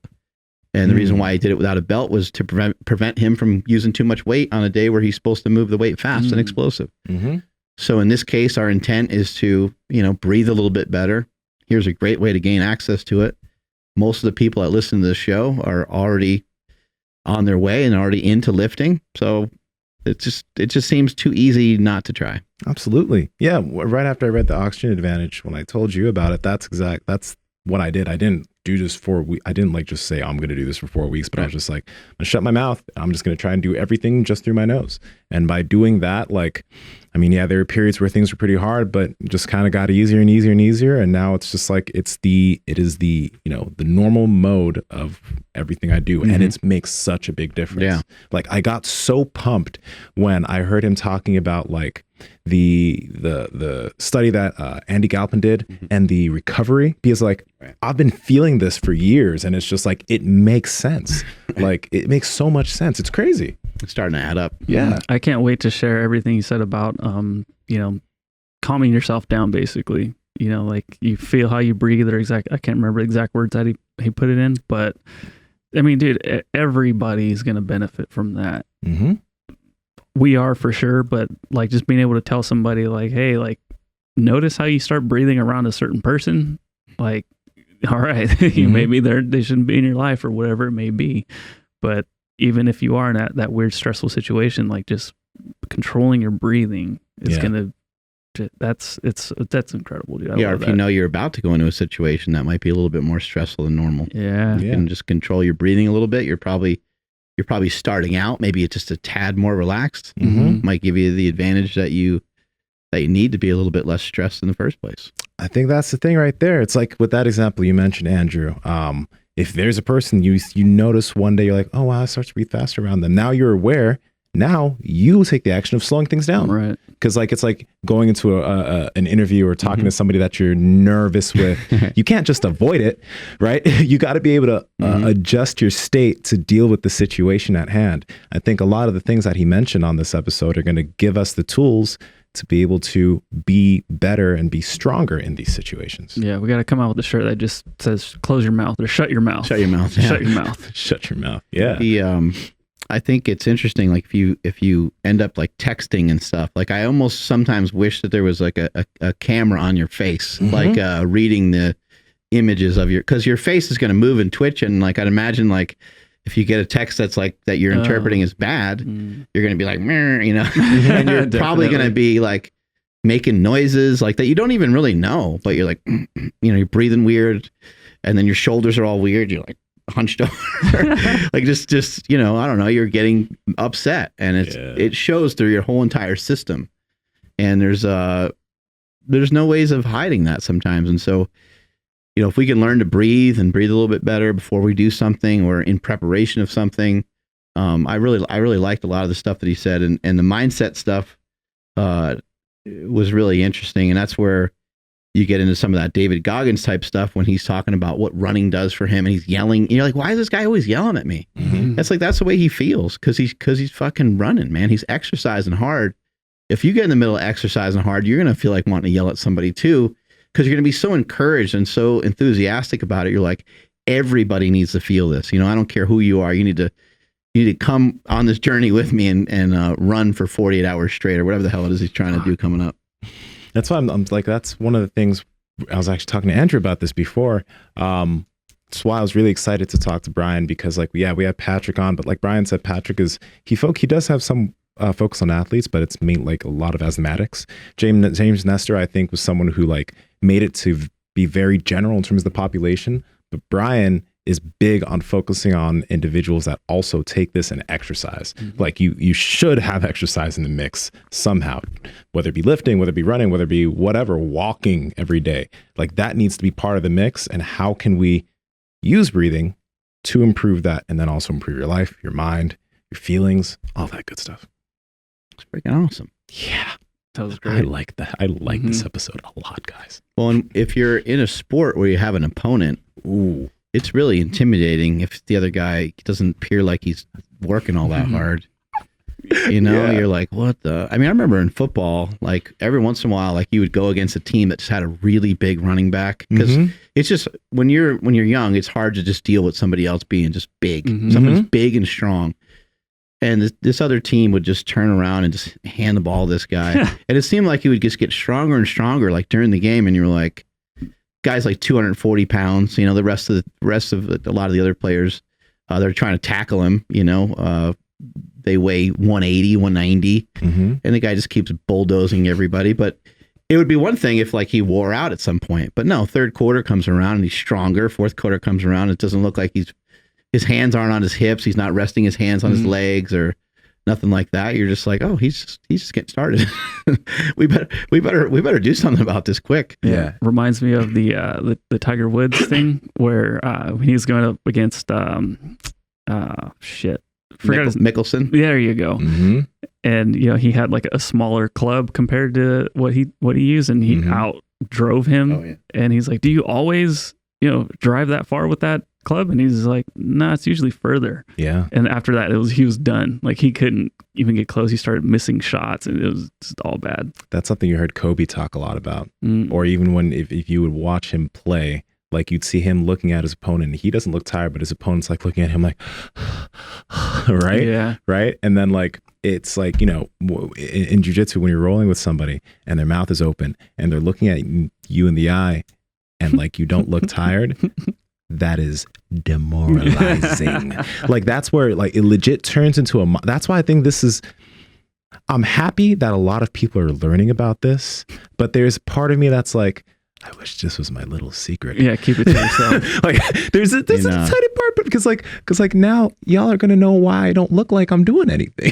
You know what I mean? You know the cheat code. You know the cheat code. In Rocky 3, when Rocky fights against Clubber Lang, he at the end of one of the rounds, there's like a little scrape, you know, in between, and Mr. T says something, and what he said sounded kind of cool, and then Rocky kind of had a comeback that sounded a little bit lame, but actually makes a lot of sense. Yeah. He says, "At least I'm not breathing heavy." And then Clubber Lang says something back to him. And then Rocky says, "See you in 60 seconds," because he gets 60 seconds rest. Yeah. And just imagine like, oh God. Imagine being like, you know, you're Mr. T or you're somebody that normally dominates stuff, right? And now you're in this situation where, oh, it seems like this other guy is like up to the task. Like, shit, man, like, who am I in the ring with? Like, this is going to be harder than normal. You probably still think you got it. You got it in the bag because you always do. But then, like, they're not getting tired. You're starting to get a little fatigued. You're like, this is going a little different than I thought. And then you're kind of blown up at the end of the round. They say, "See you in 60 seconds." You're like, oh, yeah, see you in 60 seconds. Stuff starts to wear on you after a while. Yeah. That's a perfect example. That's tough. Y'all got to go to thatshiftadapt.com. Go get yourself going. Yeah, for real. Get this It's a breathing month thing going free. for you guys. I'm going to do, dude. Oh, of course. Definitely taking advantage of that. Yeah. Try to learn how to breathe. What's going on with the baby? Oh man. So he's learning how to use his vocal cords, but, it's crazy talking to Jesse Burdick before everything, because he and his wife just had a baby, and he's just like, dude, like, you know, you hear your baby crying, and it's like some like primal instinct or something that's encoded in you, where you hear your baby crying and your stress levels are just like through the roof. And he's like, I sweat all the time.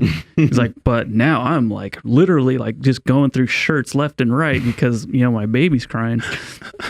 And I told him yesterday, I'm like, dude, because of you, like I felt like I was okay because my baby's crying and I'm holding him. And I mean, it's been people commenting on like YouTube, like I'll be in like full sweater, hoodie, like, you know, all kinds of layers, and you guys are just in t-shirts. And it's like, yeah, I'm cold almost all the time. I'm holding my baby, just wearing a hoodie, and next thing I know, I am like drenched in sweat. A baby is like 5,000 degrees. Those things are so hot, man. A heater. He is freaking just. I don't know what their deal is. They're they're hot. They're like a baked potato, where it's like, Literally, wow, this is still hot. Okay, cool. Yeah. But I was telling Jesse, I'm like, dude, I was like not panicking, like not full meltdown, but I was just like holding him and he's crying. I'm like, babe, I don't know what to do. But I told Jesse, I'm like, dude, because you explained that that's like something that you go through, I was like, okay, I'm not broken. Like I'm not, falling apart. My baby's okay. Like this is just part of it. So yeah, dude, that was quite the experience, but he's cool. He's a fun little guy.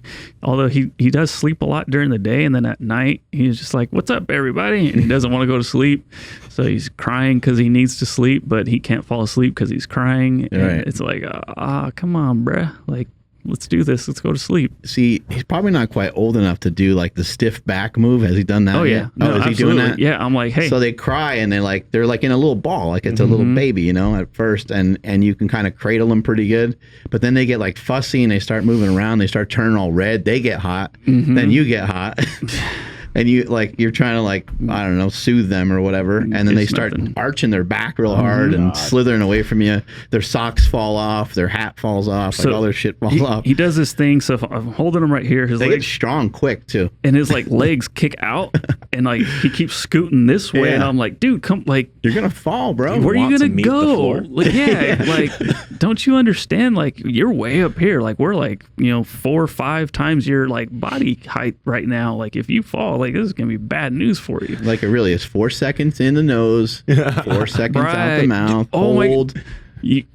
I talk to him like he's an adult, and I do tell him, I'm like, hey, you He's should not chill listening. out. You need to breathe, close your mouth, breathe through your nose. It's going to be fine. We haven't given you any reason to think that we would like abandon you. You've only been around for, as of today, I think 3 weeks. Like, chill out. You're going to be fine. And he's just like in a rebellious stage right now. where he's just Irrational. like, nah. Yeah, irrational. Somebody's got to talk to this kid. Somebody. Maybe I'll have him listen to a couple of Couple of podcasts. like Saturday school yeah, episodes. yeah, there you go. Some Smelly Bell YouTube channel videos. That'd be cool. Something's got to get through to him at some point. Yeah. It's like those billboards, right? You see the same one over and over. It's just a matter of time before that billboard makes sense for them. Sooner It's or all later. really tricky. Like you sit down with them and like you get him to sleep and you're like, oh my God, that's so great. I got him to sleep. And then the transition though, to try to like put them to bed, or then you're like, oh man, like I'm not even gonna test it, because if I move, they might wake up, and so I'm just gonna stay here. Then you have to pee really bad, and then you're just hoping that somebody walks by at some Just point and like please. can get you some water or something, because you're sweating and you're getting hot. Yeah. And then, Like something's got to change. and then it's like, okay, I look over, I'm holding him. Stephanie's falling asleep. It's like, okay, I'm not going to bother her at all. But man, 15 minutes ago, I had to go pee, and it's like, all right, well, He's let's pushing right on your bladder. Yeah, and it's like, okay, he wakes up every 2 hours, so if I calculate, like, I got an hour and a half left, so I mean, whatever, I can hold it. And then it's just like, oh shit, here we go. Like you just don't want to. And then the other thing, like our alarm went off in the house as he's asleep. Like, oh shit, like disarm it. Passed out totally fine, but like I close like a drawer in the morning, and he wakes up like, oh my God, dude, like, come on, kiddo. I don't know why that You is. just hear that first little noise that you know they're going to start crying like crazy. Yep. I remember Jake used to do that. He'd go, and then it would like be a while. I'd be like, oh fuck. I'm like, something woke him up, and then they're like, wah. I was like, oh man. It seemed like the longest pause ever in between that, Yeah, It's like somebody just stabbed him in the stomach or something. What was It's that like you noise? both are just waiting, like, oh God, oh God, oh God. And every once in a while, he would just fall back asleep. So it'd be like, oh, cool. And then last night it was really weird. We had like, I don't know if it was like a gnat or a moth or a mosquito or something. Oh. It just like kind of got in our room. It's just like whatever. But we have this little nightlight, and I can see it like in the shadow and stuff. And I'm like, at first I'm like, whatever. I'm like, what if he messes with Aurelius? I'm like, no, fuck that. So I got up and I grabbed a towel to There try you go, to Daddy. to try to kill this thing that's trying to attack my family. Fast forward, I didn't get it, but still it was like weird. Like I never would have gotten up out of bed. I'd be like, yeah, fuck it. Like, I just imagine Daddy in his boxers, like, yep. you just realized what I called you though. You didn't even realize it. Trying to protect the family. I'm getting used to it now. Take us on out of here, Andrew. I will. And then before I do that, let me hit refresh. So we did something a little bit different on the community tab. We basically just said last comment gets a shout out. So let me hit refresh. Newest first, so that would be the latest. So basically, whoever made the most recent comment when we check it, and today we have Hector L. So shout out to Hector L for following the channel, for commenting. Okay, well, he gave a suggestion as his comment, which was, what about comment number 1, 2, 3, 4? Like, no, that's not how the game works, bro. Like, we only get one, and you happen to be the one. So we appreciate you for following the podcast and playing along. Yeah, if you guys see this and you want to hear your name read on air, make sure you pay attention and you comment something. That would be fantastic.